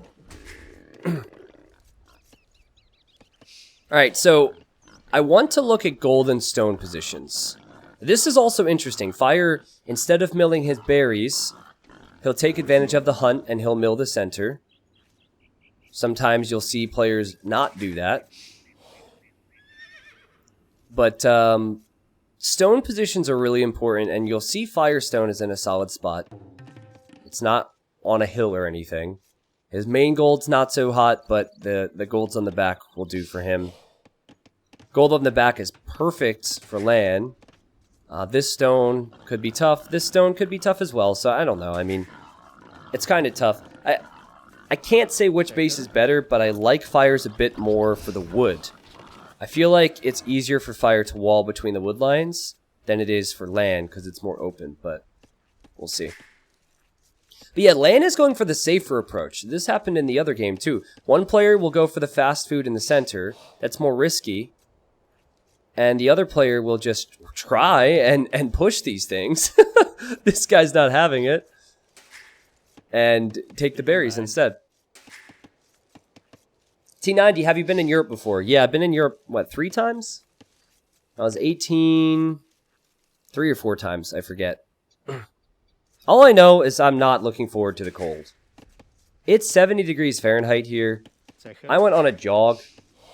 It's very clear skies, beautiful day, and I am not going to enjoy the cold. I'm going home to Pennsylvania next week for Christmas with my family, and I told my family I'm looking forward to the food, the friends, the family, but not the cold. But everyone's different, I guess. What is Fahrenheit in normal degrees? I think 19 Celsius. Right? Someone will, I mean, you could Google it. It's not like I'm talking about a video game or anything in front of a bunch of people, Zopi. 21? Okay, I was close. Whoa, Fire's going for man-at-arms. Okay. This is interesting. Now, I criticized Velez when he did this earlier. Velez ended up winning that game. And it's not something that is normally expected. I think Fire could lose his scout, though, and this will also mean that while he will run, if he wants to save this scout, he'll almost have to show his hand to LAN. See, LAN hits feudal faster. It's interesting how Fire does not want to do that. Notice how he could have probably saved his scout by running to his own units. He wants to be sneaky here, so he gives up the scout. What did Fire scout before he died? He sees the wood line. Man-at-arms is on the way. The villagers will go to the left of the wood line. If he walls him in, that would be a sick play. I think that's a bad tower. I mean, it's bad and it's good. So, LAN can see it, but it's not like he can delete his walls and build a counter tower, because the man-at-arms will be there. What just died? Did LAN deleted a villager! He tried to click the palisade in full panic mode, and he deleted the vill! Oh no! I was so confused. Oh no, and now this gold, which was seemingly perfect before, will not be good, and that's 2 villagers down. High risk, but high reward. Fire will be loving this. Now, he did bail on this tower. That tower will not be there, but this tower still denies the wood line. And it will deny the gold as well. And the berries, which is very important, because LaaaN was not hunting in the center. LaaaN will have some big food problems. Now, if I'm LaaaN, I send Vills out to hunt to the north. You know, like, you know that Fire's not going to have scouts out there. So I think it makes sense, instead of waiting for farms, maybe send Vills out.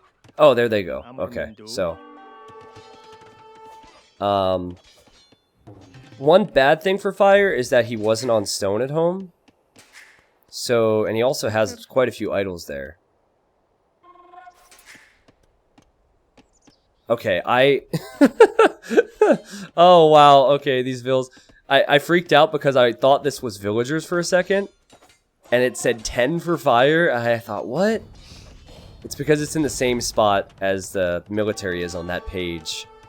Dude, this man-at-arm rush has been so effective. That's the second wood line that LaaaN has had to abandon. And he's also added an archer. LaaaN needs some form of a counterattack. And he could get it on the wood line. Now, some of the scouts are damaged, but... if only Fire was on stone. If Fire was on stone, he could have placed a tower here and it's GG. But he's not on stone. Oh, but the quick walls! What a play. What a play from Fire. That was needed, man. He needs this result. Otherwise, it's series over for him. LaaaN is desperate. Oh, boy. Oh, boy. Another oh, jeez, man. How has this done so much? It's done so much damage. I guess you could just leave one man-at-arm to chase the Villa and send the rest forward. I mean, Fire, you might as well take the hunt while you wait for the stone. Fire's brought his spears to protect these vills. I wish he would have walled in this tower, though. And there is a risk with forward buildings like this, because if he doesn't maintain control of this side, that range is kind of useless. LaaaN has lost vills, but Fire somehow has 26 and LaaaN has 26, so there must have been some TC idle time for Fire, and I don't know, I'm beginning to think that, you know, especially with so many idols out here, this is possible for LaaaN. Straight skirmishers would counter everything that Fire is making except for the man-at-arms, but even the man-at-arms will die in time. LaaaN is still alive in this game. Bring up the meme. There you go. You can kill, what was it, 4 villagers, 5 villagers? But if you don't create villagers at home, it's 28 vills for both, and the game is even. I think Fire will struggle now, just a little bit. I mean, I love the stable edition, but he doesn't have the eco to be able to make that many scouts. And LaaaN will also have his own scouts.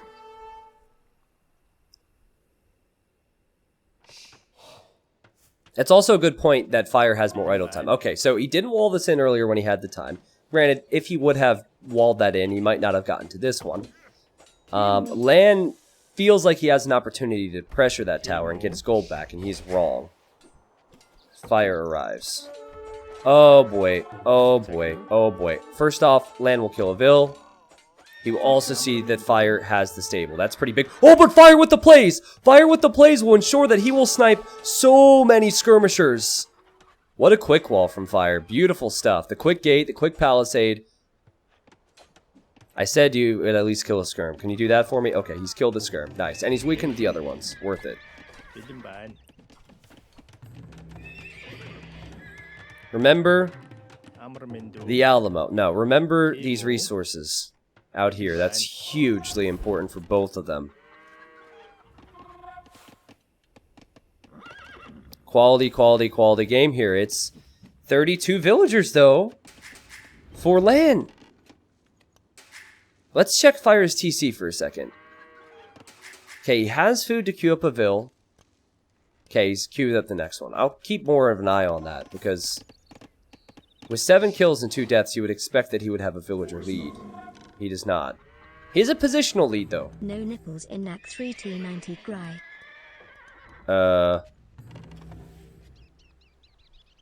I say he has a positional lead because he's towered this gold.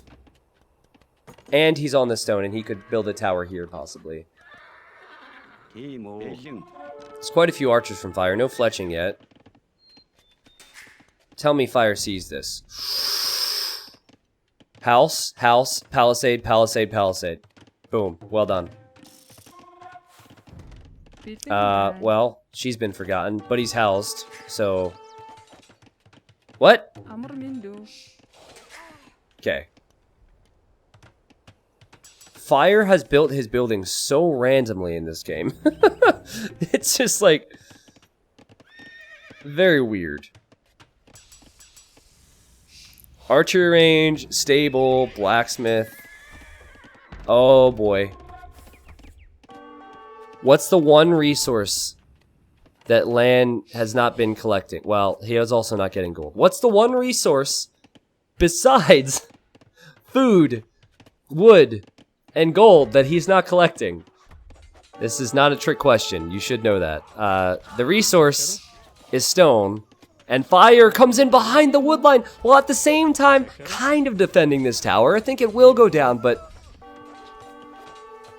LaaaN needs to clean this up, because if he loses that wood line, I don't think he has much of a chance. The Fire's created enough scouts to hold this off, so the tower will go up. LaaaN could go here. He could go back to this wood line, I guess. I love Valley, man. Valley games are so exciting. Imagine if Fire just sent his scouts and archers to the north, though. Whew! That would be juicy. Oh, Fire, please tell me you're patrolling. Please tell me you're patrolling, Fire. LaaaN is just right back to this wood line now that the tower's down. So weird. And as I reassess the situation, he has gold. He has wood. It's not that bad for LaaaN. He does not have stone for now. And Fire's going to mine the other stone now.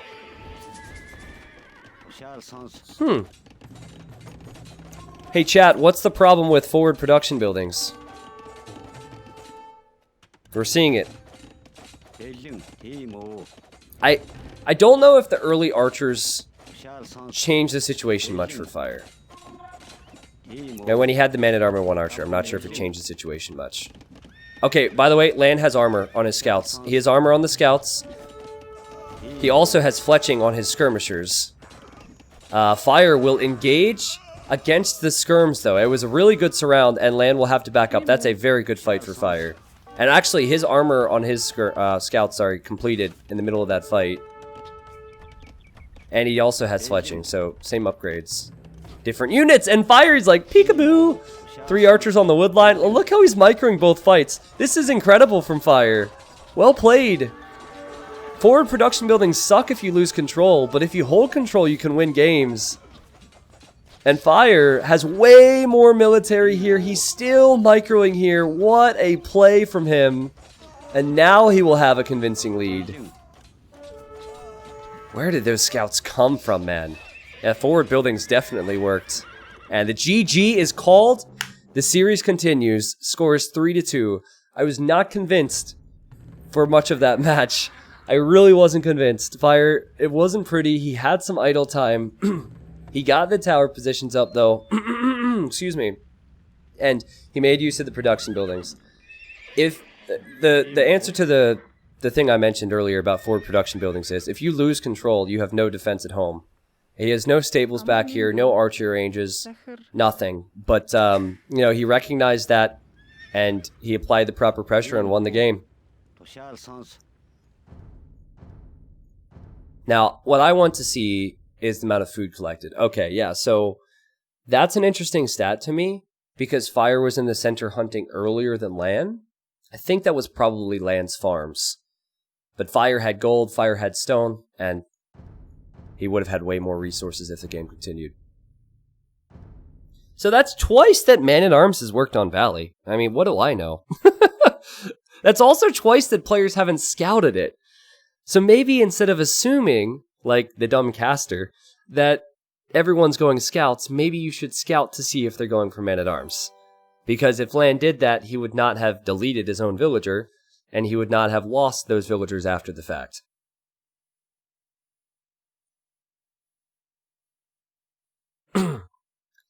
Alright, let's just move right into the next game.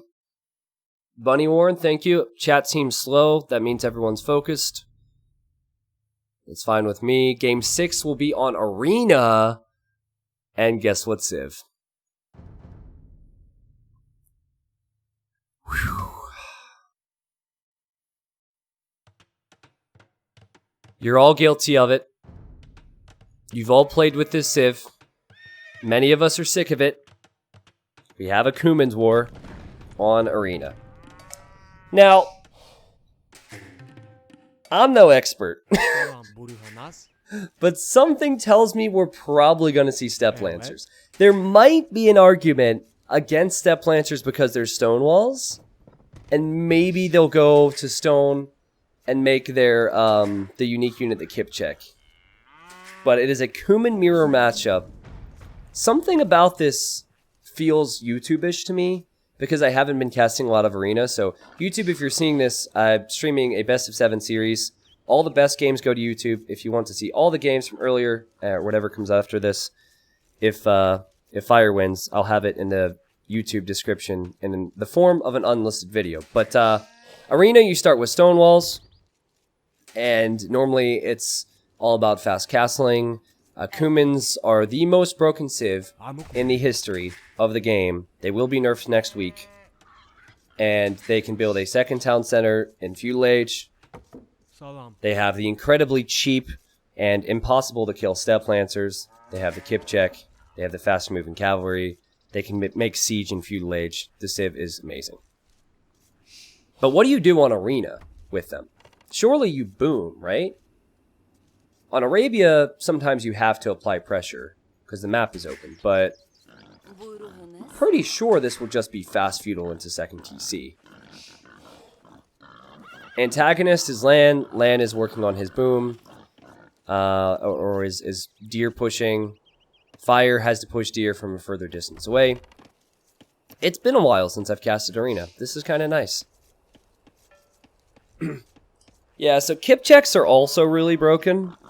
But Step Lancers are so much better because when you boom on 2 TCs, you have such a large food eco, and all you need for a Step Lancer is a stable, and it costs a lot of food. Whereas with Kip checks, you boom, and then you have all this food, and it costs wood and gold. You need castles, it just takes more time. So, I do have a YouTube upload. If you'd like to compare Kip checks and Step Lancers against each other, I do have a YouTube upload with that. Also, I'm super pumped. Is supposed to be a secret, but I told Spiffing Brit that casters can't keep their mouths shut.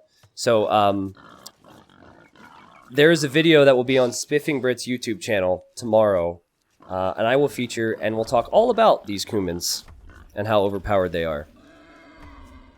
What's funny, though, is all the people who have not been playing the game are going to see that video, and then they're going to buy the game just to pick Cummins. What if Cummins are really bad? You know, like, what if they nerf Cummins so heavily? I still think it's going to be good. But if they nerf Cummins so heavily that it's a trash Civ, everyone's going to be picking Cummins because of the video. I don't know. That kind of makes me happy. Like, how dare you try and use this exploit? You just saw it was broken. How dare you? If I've been playing some team games, and if someone picks Cummins on the enemy team, I make it my mission to make their life a living hell. Oh, I don't care if I lose the game. But I know that the Cumin guy is not going to have a good time. Okay, I lied. I do care if I lose the game. I auto-resign against Cummins. I mean, I do it in 1v1s. But in team games, I don't really care that much, so... And also, the matchmaking is so imbalanced in team games right now that I'm normally getting matched against players who are weaker. So it actually balances out because they can't play Cummins as well as a high-level player might.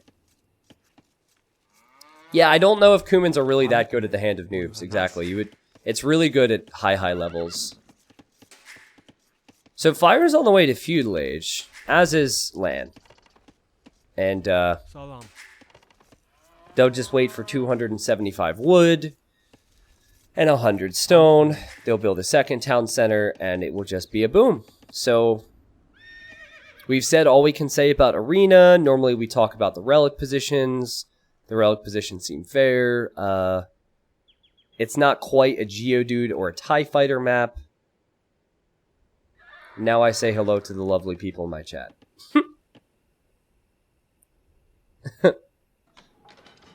If steps have one range, can they attack a vill building a wall? They can hit villagers beyond a palisade wall, I think. Fairly certain, because I've seen it with gates, so. We aren't lovely? Take that back? Well, in general, people are lovely. You're not, but I didn't want to say that. But apparently you want the world to know that, Stavlor. Thank you, Benny Mac, for the Twitch Prime sub. Whoever hits Feudal Age first, and that is Fire, will get a huge lead in this Scout War. Ooh, will Fire make it into LaaaN's base? Oh! Oh, he's in!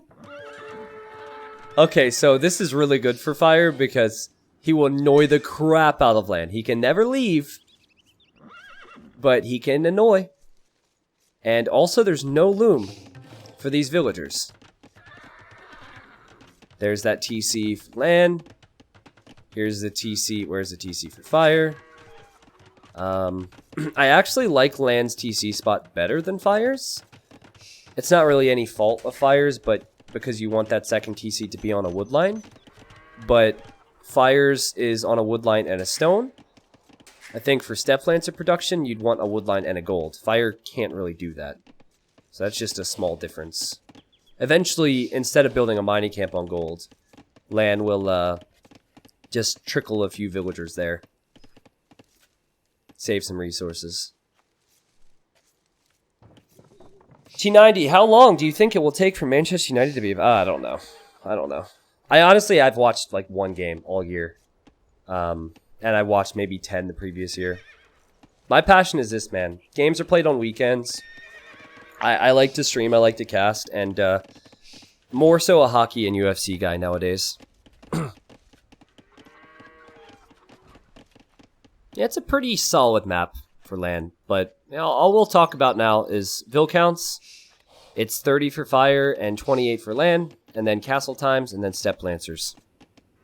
I'd be very, very surprised if we see anything but Step Lancers. What's funny is... What's funny about this is Fire's running all around. He can't scout the center of the map, so at least LaaaN can do that. He does need to be mindful of the scout. But he did get loom now, so unless there's a weak farmer... Yeah, he's fine.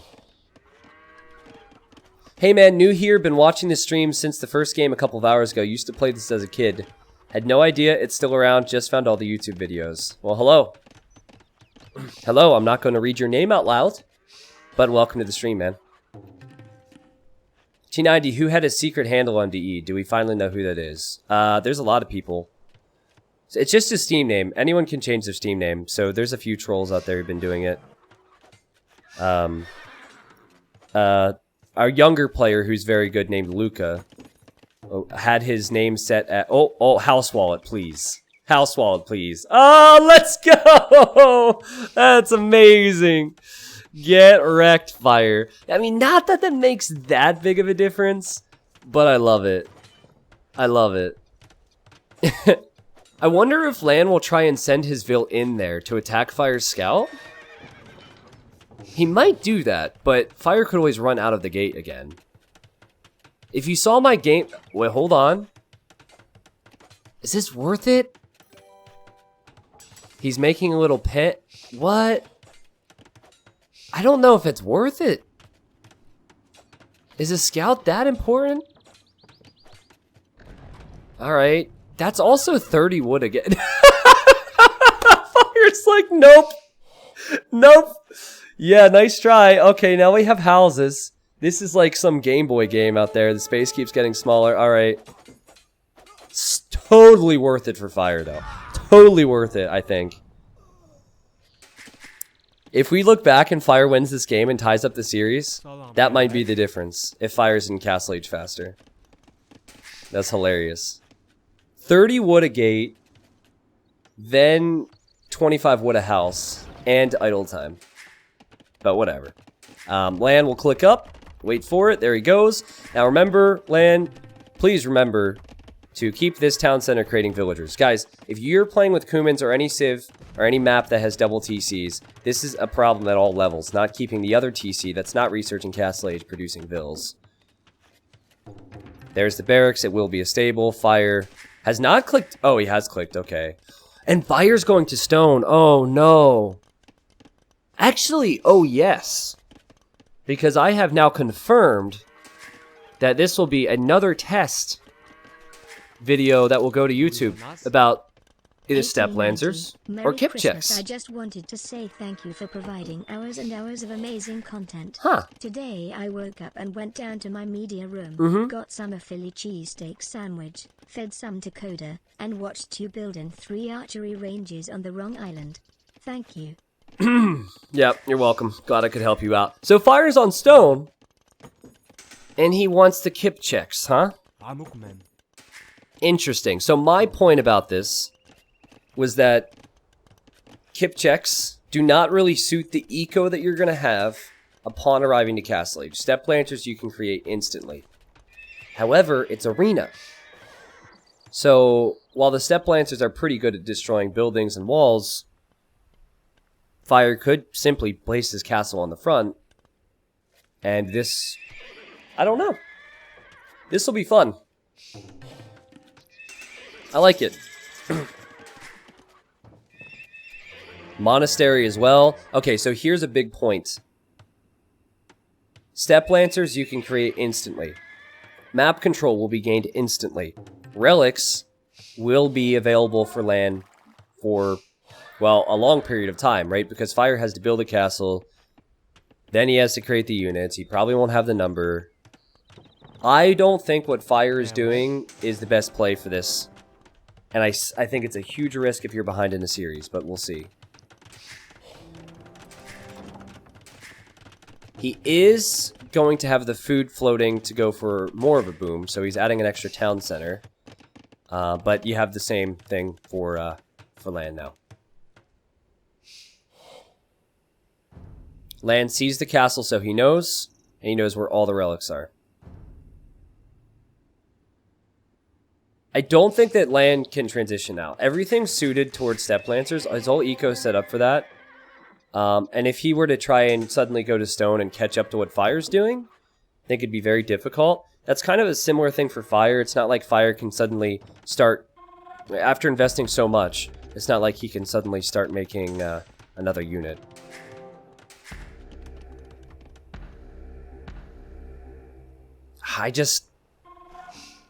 The relics. I mean, maybe if Fire is able to come out of here quickly and snipe the monks, can be huge. In every situation that I've seen, and they were on maps that were not on Arena, step lancers are better for a variety of different reasons. At the high level, it should be, I think. But we'll see. Here are the kip checks. They have Bodkin Arrow. Fire's at 69 villagers, nice, and it's 65 for LAN. It's very important when you have only a castle to produce your unit that you do not lose individual units. Why not go fast imp if you go kip check? Because imp does, first off, imp doesn't really give you anything. They don't even get bracer. You could get chemistry, Parthian, but those are expensive techs and they take time. Then elite kip check, which is essential, is 1,000 wood and 1,000 food. You would not have that with fast imp. Economy is needed, for sure. Normally, if you're going fast imp with any ranged unit, it would be ranged units that would get bracer. So, like Arbalest or something. Huh! Well, look at that! Alright, Fire. So, hitting and running. Now, the step lancers do not have many upgrades. LaaaN only has 1 relic. Another thing about this is, I'm beginning to see it now. The kip checks, they cost wood and they cost food. Look at all that food that Fire's banking. No, I'm sorry, I lied. Kip checks cost wood and gold. So you bank up food and you can actually go to imp pretty quickly while booming. Whereas for LaaaN, his units cost 70 food.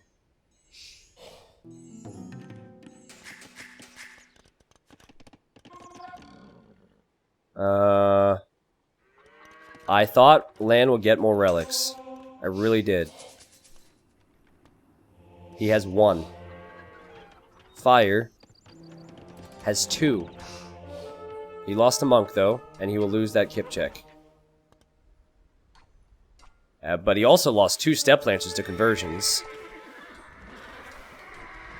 Not bad from Fire. Really not bad. And he's just clicked up to the Imperial Age.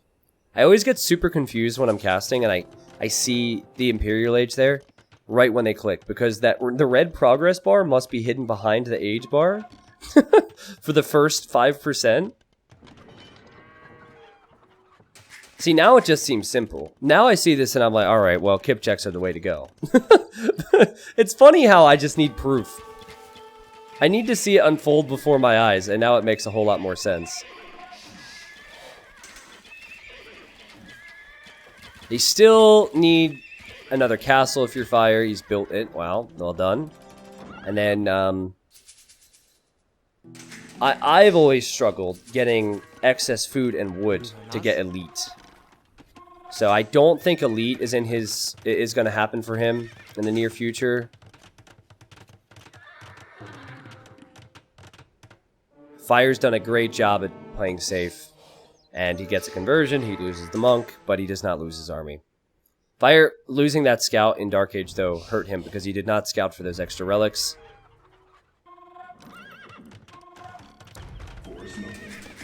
Remember how cheap those step lancers are on gold, though.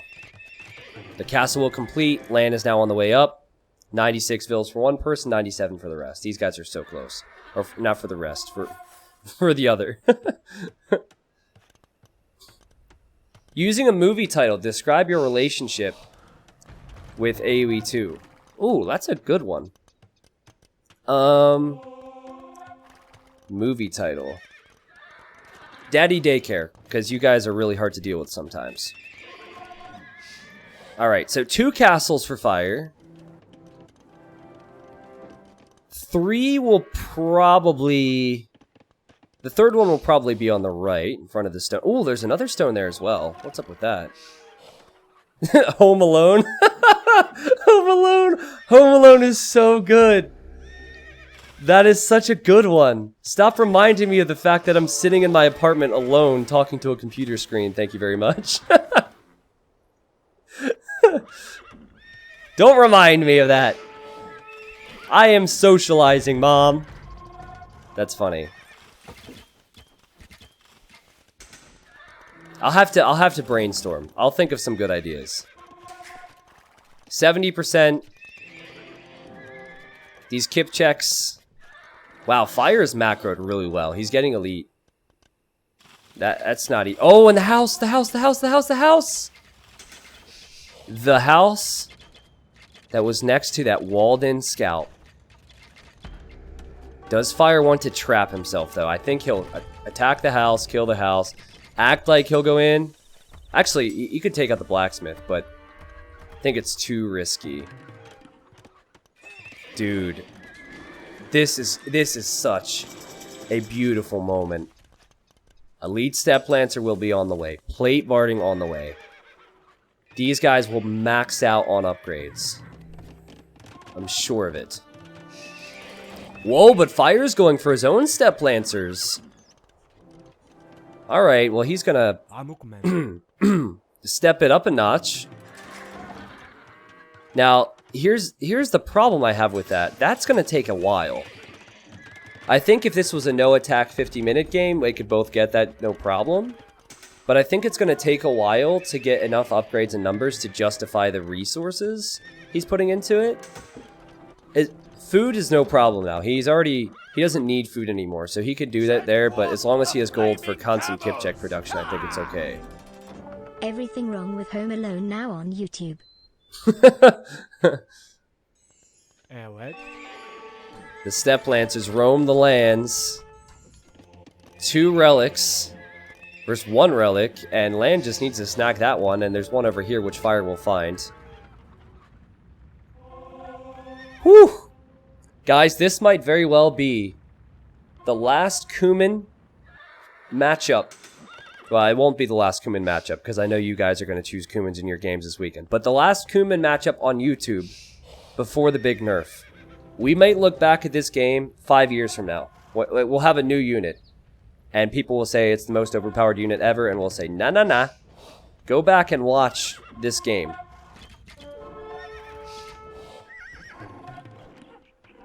It's broken unit versus broken unit. Which will win? Oh my god. Well, it's very important for Land to trev down Fire's castles. Fire's getting his upgrades. Okay. He has good production. What is better, a mix or just everything? Fire's cheating, though. I mean, he's not cheating. He has to win. This is really important, but for the sake of the test, it's not going to be great. Oh, boy. What? What? Step Lancers versus Kip Checks. Fire does have a bit of a meat shield. I have a lot of faith in Step Lancers. I really do. But between 2 castles, I don't know about that one. Maybe it was just to buy time, though. Maybe it was to buy position so he could deploy the Trebs. Now Fire, he needs to react to this. For now, he has to back up, hit and run, hit and run, hit and run. He could snipe the Trebs if he gets in close. Oof, these things fire instantly. It's insane. Let the monk pass. I like how the monk is all like, nothing to see here, boys. Nothing to see here. Fire has 25 more military. I'm not sure why he doesn't just engage this one. Just passing. Cries, thank you for the $10, man. Yeah, I mean, Fire, it's gotta happen, man. I don't even think Land has the food count that he would need to continue production of these out of every single stable. Why is Fire not fighting? Why is he not fighting? 49. He's like 60 military versus 50. Let's see. This is insanity. But this is a fight that Fire will win. I think. He's lost his castle. And that's something, but Fire's Step Lancers were the meat shield that he needed to clear out a significant amount of Land's units. And all those Trebs go down. Broken unit versus broken unit with another broken unit. And 2 broken units is better than 1. Fire has castles over here, so it's no biggie. He also has 3 relics, right? This Fire could destroy the castle in 20 seconds if he wanted to. I mean, obviously he can't do that right now, but because then Land would come in. But that's an actual possibility. I think Fire just gave up the castle because I actually don't have an answer for that. I'm not sure why he did. Land does not have the eco or the time to tech switch into his own kip checks. So maybe this is the logic. Kip checks are better for the boom. Say goodbye to that stable. Kip checks are better for your boom. And then your boom, you outboom your opponent, bank up the food, and you're actually in a position to add Step Lancers. Whereas if you make Step Lancers in Castle Age on Arena, it slows down your boom a little bit, and you can't make that tech switch as simply. send me sunshine. From Seattle. 94 military for Fire. That's also a big difference. It's just the number of population that Fire has dedicated to military.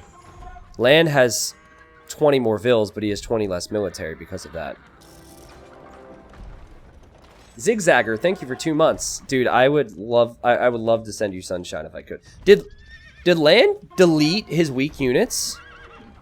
That's an old custom scenario thing. What happened there? Did he delete his weak units so when he takes the fight they're all on full HP? I think he did. Otherwise it doesn't make any sense. I've never seen that in competitive AoE 2. I've seen that in scenarios.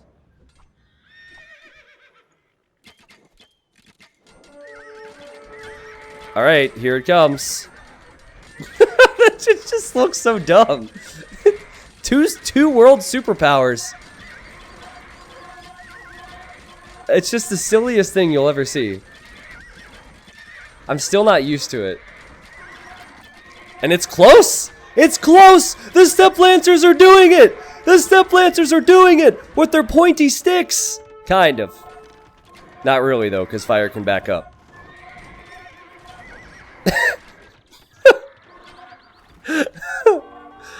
I mean, Fire, listen, he has that extra gold. He took out a castle. He can take this gold. So in terms of just resources, I think he'll be okay. Oh. If Fire didn't micro, then the Step Lancers would have won that.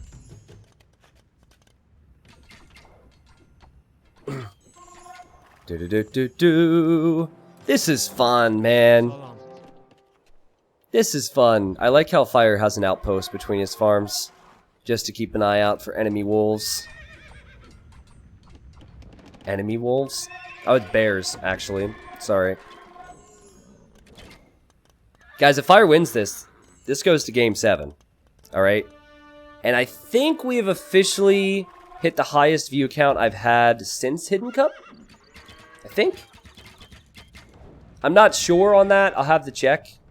But it's the first time I've had this number of viewers in a while. Thank you guys for watching today. I know some of you might have plans this weekend. If you have plans coming up for the rest of the day, I recommend you cancel them because it looks like Fire's in a great spot to get to a Game 7. You are the best team. Thank you guys for the Twitch Primes. Fire's just being extra cautious.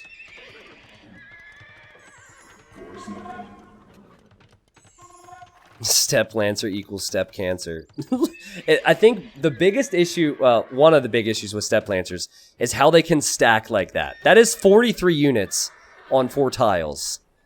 That is the one thing that will be addressed. Spoiler alert, with the with the new patch next week. But for now, just enjoy it.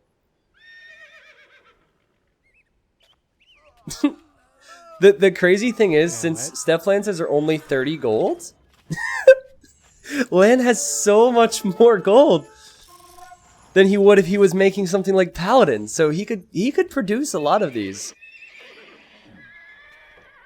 No, I think he's thinking ram. No, siege ram wouldn't work. He could ram into Fire's base maybe, but it's a long shot. Siege rams get flattened as well. Kip checks do not have a bonus versus siege, they just destroy siege like they do have a bonus versus them. Okay, Fire will camp the trebs. Tell me LaaaN has more houses and that he's not going to get pop capped after this. Because he needs 200 pop space. Okay, he's good. Whoosh. I feel like you could easily make we could remake that one Game of Thrones scene, the final season, with the crumbling castles, and we could probably do a better job than they did with the final season. How many stables does he have? 11, 4. It's like 15 maybe. Whatever comes out here, I hope he's producing out of every one. They're so cautious to take the fight. Well, Fire, he's winning. He has more relics. And relics give you that slow trickle of gold, so you have that. Do kip checks have that extra damage versus ramp? Yeah, basically. These things are like Chukunu on a horse, except they have no firing delay. That's the best way to describe them. And then elite step lancers are like... You know what, I can't even find words for this unit. Oh my god! This is ridiculous! This is ridiculous! Look at the military these guys have! And I think the step lancers could do it, possibly. Fire needs to back up again! Fire needs to back up again because of these damn step lancers with their pokey sticks, man. It won't stop! This game will never end. Oh my goodness. Fire has its own pokey reinforcements. If this was a game without walls, Step Lancers would win because he could just run around and raid, but Fire will not allow that. He keeps falling back to his castles and his walls. Man. Sorry for getting loud and rambunctious. Emotions get the better of me sometimes. Okay, that's a sign that LaaaN might not be able to push back. He's making light cav now. Fire has way more resources banked up, and he'll also eject those rams. Fire has 114 military. It is 69 for LaaaN. So as much as the caster in me wants to hype this up, like it's a possible comeback for LaaaN, I just don't see it with the numbers that Fire has, and the resources that Fire has, and the fact that Fire could take those 2 relics. Yeah, you have to make gold units in this matchup. The second you make a trash unit, it's dead. Look at that.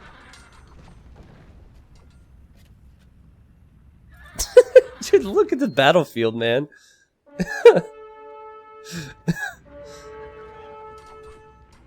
Looks like those horses really had to go.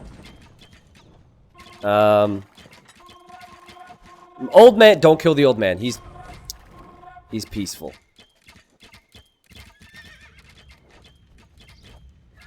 Ping, bling, bling, ding. Nah, this has got to be over. More stables. The one thing I think LaaaN could have done, and hindsight is 2020, is send his group around and into Fire's base. Fire made a palisade gate, that's funny. Go into Fire's base. Oh, he actually made it in already with 2 hussars. And then when you do that, send more reinforcements here if Fire pushes you. Maybe that would do it. But, you know, the amount of relics that Fire was able to get is huge, and Fire is sending a monk forward. He wants to get that relic count up to 4. Alright, the hussars are surrounding, but they just can't. They're hussars, man. I don't care if they had 3 sets of wings. There's no chance. Salam. Nope.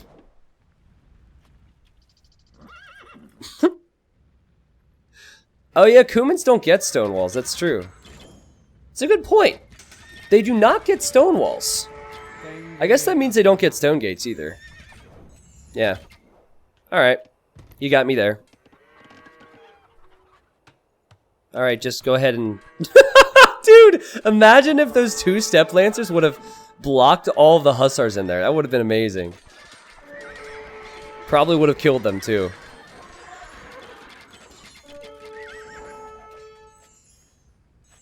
Okay, Fire. He has 1 relic on the way back. What does LaaaN think he can do? He's trying to raid. And also, why hasn't Fire killed him yet? Fire is perhaps a bit too hesitant now.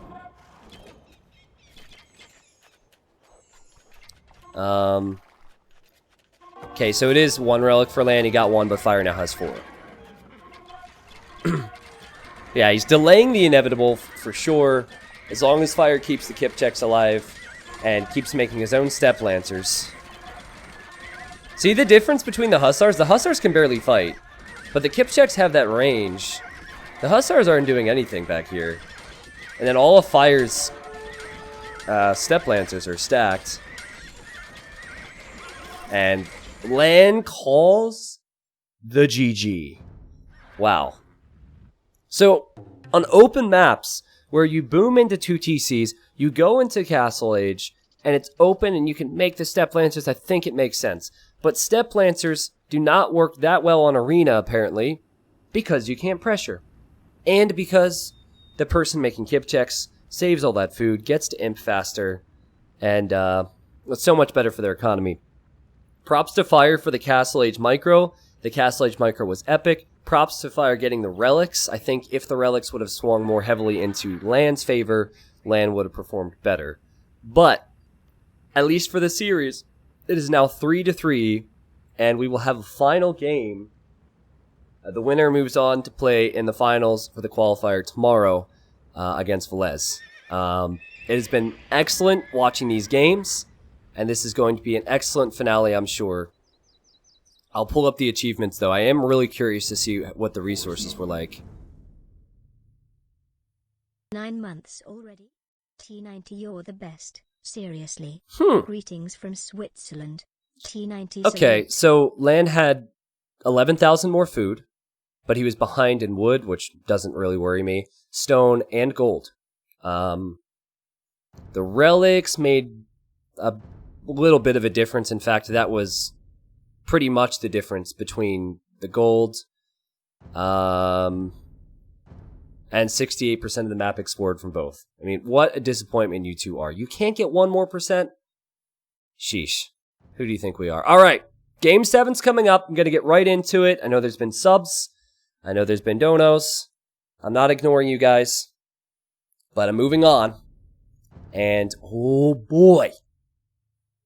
One of my favorite Civ matchups in the game. Welcome, everyone. It is an Aztec versus Mayans matchup for game number 7. So these games have been so quality, I'm thinking that these games will probably go to YouTube, or individual games will go to YouTube. There's been some really competitive matchups. We've got to see some awesome play. Both players are playing very well. The series started today with Fire winning pretty convincingly, and LaaaN, he was tilted. He was complaining about like his game not running properly and a couple other things, and then I haven't heard a peep from him since after he went 3-1 up, and then Fire came back, and it's now 3-3. LaaaN is playing as the Aztecs. He's here as antagonist, and then in the blue we have Fire. Fire is playing as the Mayans. Now, I saw this matchup earlier with Velez and with Dogao, and the key for me in this matchup is always about a few things. 1, will Mayans get the plumed archers? That's the first question you have to ask, because plumed archers are insanely cheap, they're insanely mobile, and they have a bonus versus infantry, which can help them against equals. For my PhD Viva, that's on Tuesday, but just been watching this for 5 hours. No regrets. 2, will Aztecs get access to relics? The previous game was on Graveyard, so there was a lot more relics there, but relics are very important for Aztecs. 33% more gold for that. And on this particular map, it's going to be who's going to get access to gold, because this is Golden Pit. So there's some large gold piles in the center. It's basically Gold Rush in a pit, all right? There's a 3-tile gold that's forward for LaaaN. He does have a 3-tile gold next to his TC, though, with the stone. And then, wow, Fire's map is super wallable. A stone can be walled in, and a 3-tile gold can be walled in. I like this a whole lot better, but he also has some resources close. Now, on Gold Rush, there's hills in the center on the gold, so whoever has the center has an advantage, because when fighting on top of a hill, you do 25% more damage. But now, if you want to get the gold in the center, your opponent is going to do more damage versus your buildings and your units when they're running into the pit. So it's even more risky to get to the pit. Pretty sick stuff. Cries, thank you, man, for gifting 10 subs. It's super generous, guys. Thank you for thanking him, I guess. Thank you, HypnoCat, who said he's been preparing for his PhD. but he's been watching this for 5 hours. Well, you're not the only one who's procrastinating. It's addicting, man. When we get back-to-back-to-back games, high-level AoE2 is just perfect. This has been great for me because my DE experience thus far as a caster has been less than stellar, with like bugs and the live games being, for the most part, inaccessible for me. So I can get on board with this for sure. I'm expecting Man-at-Arms from Red. I'm assuming we're going to see a Drush into a fast castle from Fire. Drush is common. You send the militia forward, cause some idle time, maybe snipe some vills, and then just wall your base. But Fire's walling before building a barracks, which I think is interesting. LaaaaaN wants to be annoying. This isn't possible, right? Fire has loom. This isn't possible, right? No. T90, can you maybe be a less good streamer? I always have to wait so long for games if you stream. I never thought about that, I guess. Well, no. No. Sorry. Sorry, Charlie. I've had people say that in the past with like HD and stuff, which is interesting. But nay. Maybe you should just tell the players to get better. Be like, hey, Fire, can you play better? So it doesn't go to Game 7, thanks. I appreciate it. You also realize that a lot of people do not play the game. Even still, there's a lot of people who got DE, but there's quite a few people who just like to watch. So it's not like all 4,000 people here or 3,500 are playing the game. But I don't really have any statistics to back that up. Oh, Fire's on the way to Feudal Age. Huh. Well, the stone was a bit forward. And there are the militia for antagonist, aka LaaaaaN, and LaaaaaN will go Man-at-Arms. So you make the militia while you're on your way to Feudal, then upgrade. I wonder if this is a bit of a mind game. Does LaaaaaN maybe think that Fire will go fast castle? And will he consider sending villagers forward? And then Fire will have all these units to surprise him? This is why scouting is important. He sees the barracks has flags on it. He's hanging around the barracks. What's Fire doing? Well, Fire was late to get here. In fact, Fire's eagle is weak. So he doesn't really have a clue of where Red is or what Red is doing, but he can probably assume it. Can you take a guess at who will win? I want to see the Caster's Curse go into effect. I mean, I really don't want to do that to these guys, so hard to say. If Mayans were going Drush Fast Castle, it'd be easier for me to make a guess. I prefer Aztecs if it's Man-at-Arms v Man-at-Arms, and Fire's lack of scouting hurt him so badly there. Instead of a Man-at-Arm, it's a, or actually it's a militia, so yeah, well, I can't make the, it's a mill now. It's not even a full militia. He's making more. Ew. I don't love the fact that he's doing that. You might think that's good because he's producing more and then he'll outnumber Red.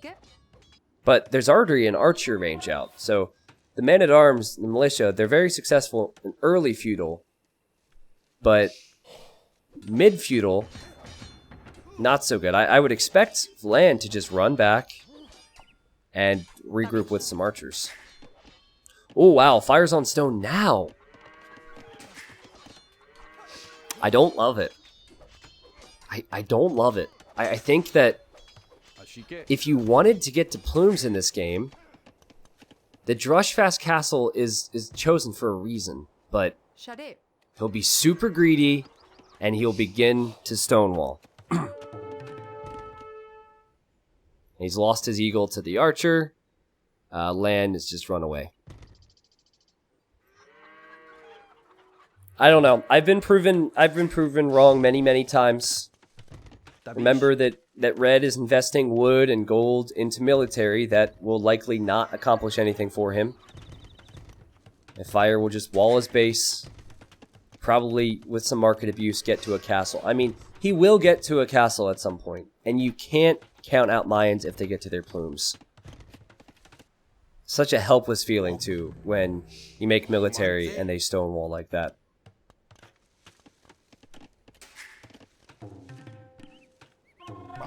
Anurag and anyone else, please, please, please do not beg for gifted subs, okay? People who gift subs, it's not necessary, and it's already super generous. I don't want people to feel pressured into doing something like that, and also it just kind of looks bad, so. Yeah, they picked civilizations here for sure, so antagonists preferred Aztecs on this map. I feel like Fire's castle spot is going to be really important. You know, like, yeah, he's going to get a castle. Where will that castle be placed? It's important for LaaaN to probably have control of the center. Control, or patrolling here. To make sure that when Fire does build his castle, it's maybe in front of his walls instead of on top of the hill.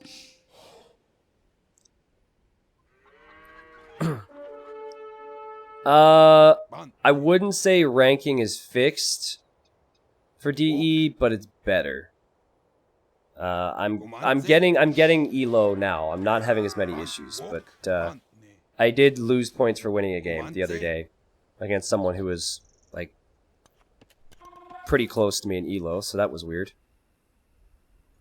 I think Fire is going to scout with his eagle. He has no interest in attacking with that. He just wants to know what's going on. This is a good decision. Okay, there he goes. Can you now pass a gate in the making? No, you cannot. Palisade diagonal gates in the past could be walked through. That is not the case anymore. Yeah, this is all that LaaaN can do.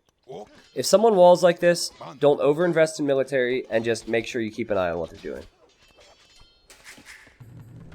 Oh, whoa, whoa, whoa, whoa, whoa, lady. Quick walls? Quick walls? What is she doing out here?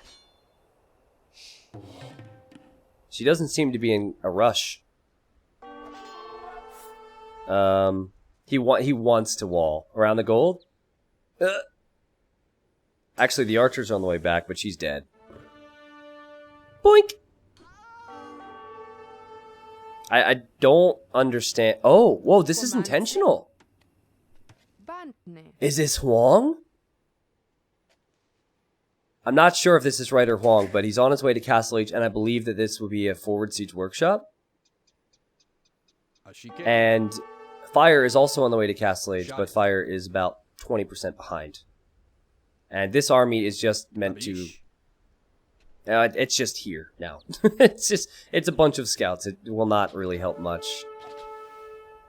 I say that, and actually Red has made some eagles, so he might go eagles, mangonels, eagles, monks. And this fight is one that Fire would be okay with. Yeah. I think Fire castles here. I think he deletes his walls and castles there. If Red wasn't here with units, I think he would want to castle here so he could secure that gold at least. It will take about 40 seconds to build the siege workshop, and then it will take even more time for a mangonel to come out. I don't think we'll see a doubt castle, but how sick would that be? Huh. Okay, immediate siege workshop. If you want this to work, it has to be immediate. Immediate siege workshop. That will take time. Fire. Oh, castle here. Yeah, I mean, I don't love the siege push. I think it's probably better if you build your... If you go for a town center in the center and then make siege on this hill and just defend, but I'll gladly be proven wrong. Oh, I like this! Win at all costs. You want to stonewall your base, Fire? Well, here. LaaaAN's going to help you out, and he'll stonewall your base. He's going to stonewall your 3-tile gold out here. This is what you get, honestly. If you full wall your base and you play greedy to get the plumes... Sorry, I'm rolling my chair around. This is a real possibility. This is called laming, but I feel like this makes a whole lot of sense with what's at stake. We know plumes will be on the way, and the best players can go 3 town centers with plume production, but that's only with gold. Fire does not have that much left. What is... What? I thought I clicked a TC and it was a siege workshop. Well, he does need some counter siege, actually. Yeah, because of the Mangonel there, so... And it would also... might hit the wood line. Alright, guys, it has gotten dark where I'm at. I have to just stand up real quick, walk across the room, and turn the light on, because it's hurting my eyes. One sec.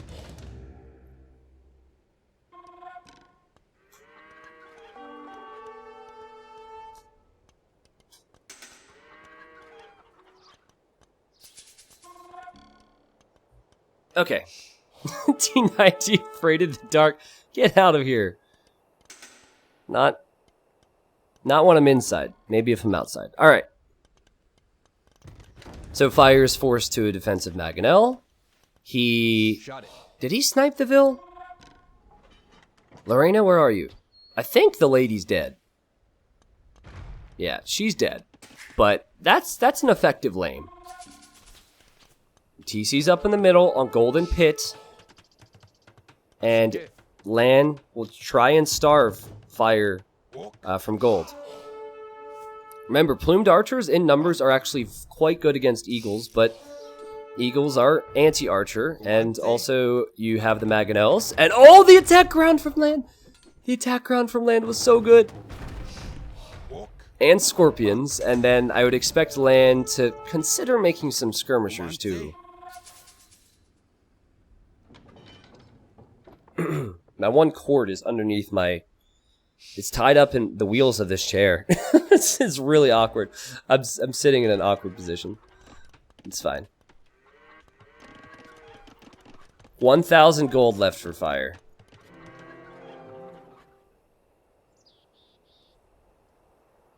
Okay, so I saw there was an extra file in the recorded games. I think they're going to restore. Yeah, they're restoring because there was a bug or like sound or something. So I saw, since these are Rex, I saw that there was a game 8 and I assumed there was a restart. Wait a second, does that... Wait a second. What happened here? Oh, it is the same game. Okay, the recorded file said it was Britain's.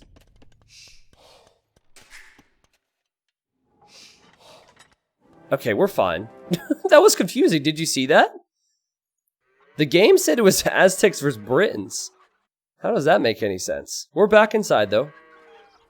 But yeah, it was the sound bug. The sound bug is weird. I had that once, too. You just can't hear anything.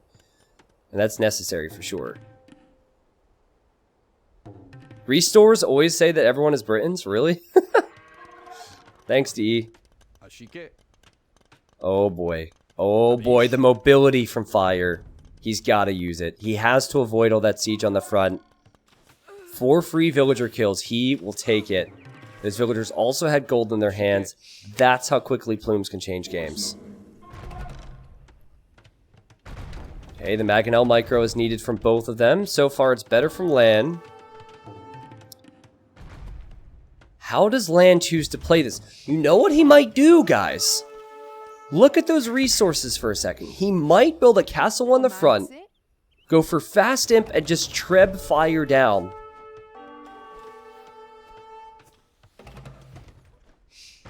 Alright. The resources are banked up. Aztec farm is just nuts. Oh wow, but Fire expects this possibility. He expects this possibility and he'll do a similar thing. Only he'll probably be selling food and wood to get gold at this point. No relics, not even a monastery yet. For red, he's streamlining everything into a forward castle. Trebs and eagles. Wow.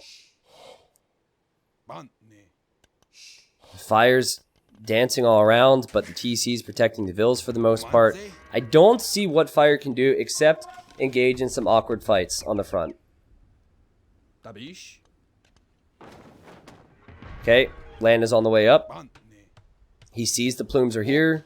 Here's the awkward fight I was talking about. Hit and run, hit and run, hit and run. I kind of expect LaaaN to send villagers forward. Oh, I don't... Well, you know what? I like it. I like it. Because I think if you castle up here, Fire can so easily protect his trebs and treb you down. And if that happens, it gives Fires a lot of momentum going towards the center.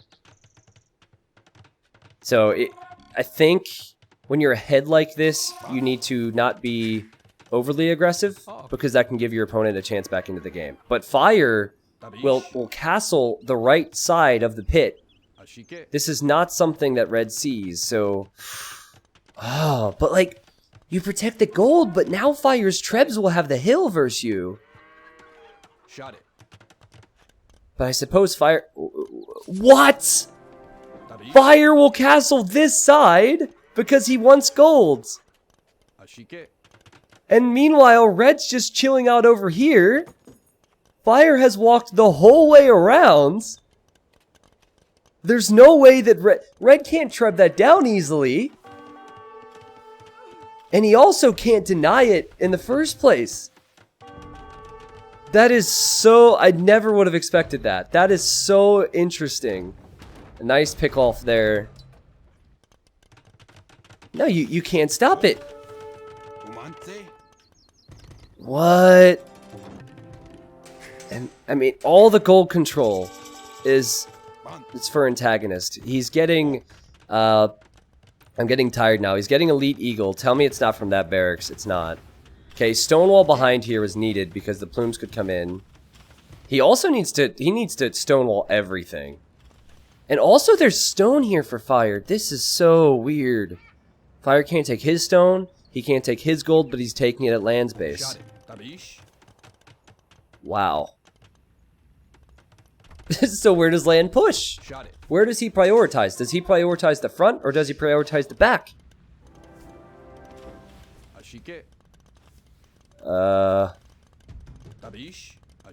Bracers in for Fire. Chemistry has not been clicked, actually. Right? Yeah, he needs to click chemistry for sure. He also does not have an archery range for Thumb Ring or any of those important techs. And he also has no answer to these trebs now. Fire's on this side, trebbing. This is so funny. Fire is trebbing from the right side, and Red is trebbing from the left. But I think it's easier for Red to snipe the trebs. Fire needs a house or something. Oh, the Eagles have armor. Oh, the plumes are not upgraded enough. The plumes are not upgraded enough. No Thumb Ring, no armor, no chemistry. And this is a huge lead for LaaaN. Fire's doing his best to stop. Look at his units stacked like that, but his units can't pass past here. They're stuck because the Eagles surrounded them. That's the pathing where I'm not sure if it's good or bad. It's definitely new that units can block like that. And Fire is off of the gold. He's out of trebs. And his castle will be gone and he'll have nothing left. At least nothing that can deal with the Eagles. See, this is helpful. That's probably the best thing you could do. LaaaN needed to delete the mining camp. Fire does not have stone for repairs. Tell me he's getting chemistry now. It still isn't. He's at the limit for resources. He only has 55 vills. Let's not forget that. LaaaN has 25 eagles, and it is actually 25 plumes for Fire, but I still think Fire's production, it only comes out of one castle. Soon. I would assume, anyways. If you have access to gold, I feel like you just raid Fire's gold mines here. You know? Wow, the plumes actually got in. That's super annoying. Oh, there was a hole there. Are you kidding me? I didn't even think to pay attention to that. Fire loses his castle. He's microing, but that's a dangerous fight for him to take. Oh my god. These plumes will die as well. The eagles will raid here. 79 population for fire. Aztecs are just so strong. And fire taps out. And he calls the GG. What a series. T92. What a series. Man. T90, you are the prettiest girl in the ball. Hey. What a sick game, though. Ew. So what I want to talk about is... Oh, no. Don't crash. Don't crash. Don't crash. Don't crash. No! The game was so good that it crashed. Alright, so we could still stay here for a little while, right? It's just like having... I've removed the no snow mod at this point. So you see this position? You see this position? That's where I thought Fire was going to castle originally. I think if he castles there, he's in a better position in this game. Do you agree?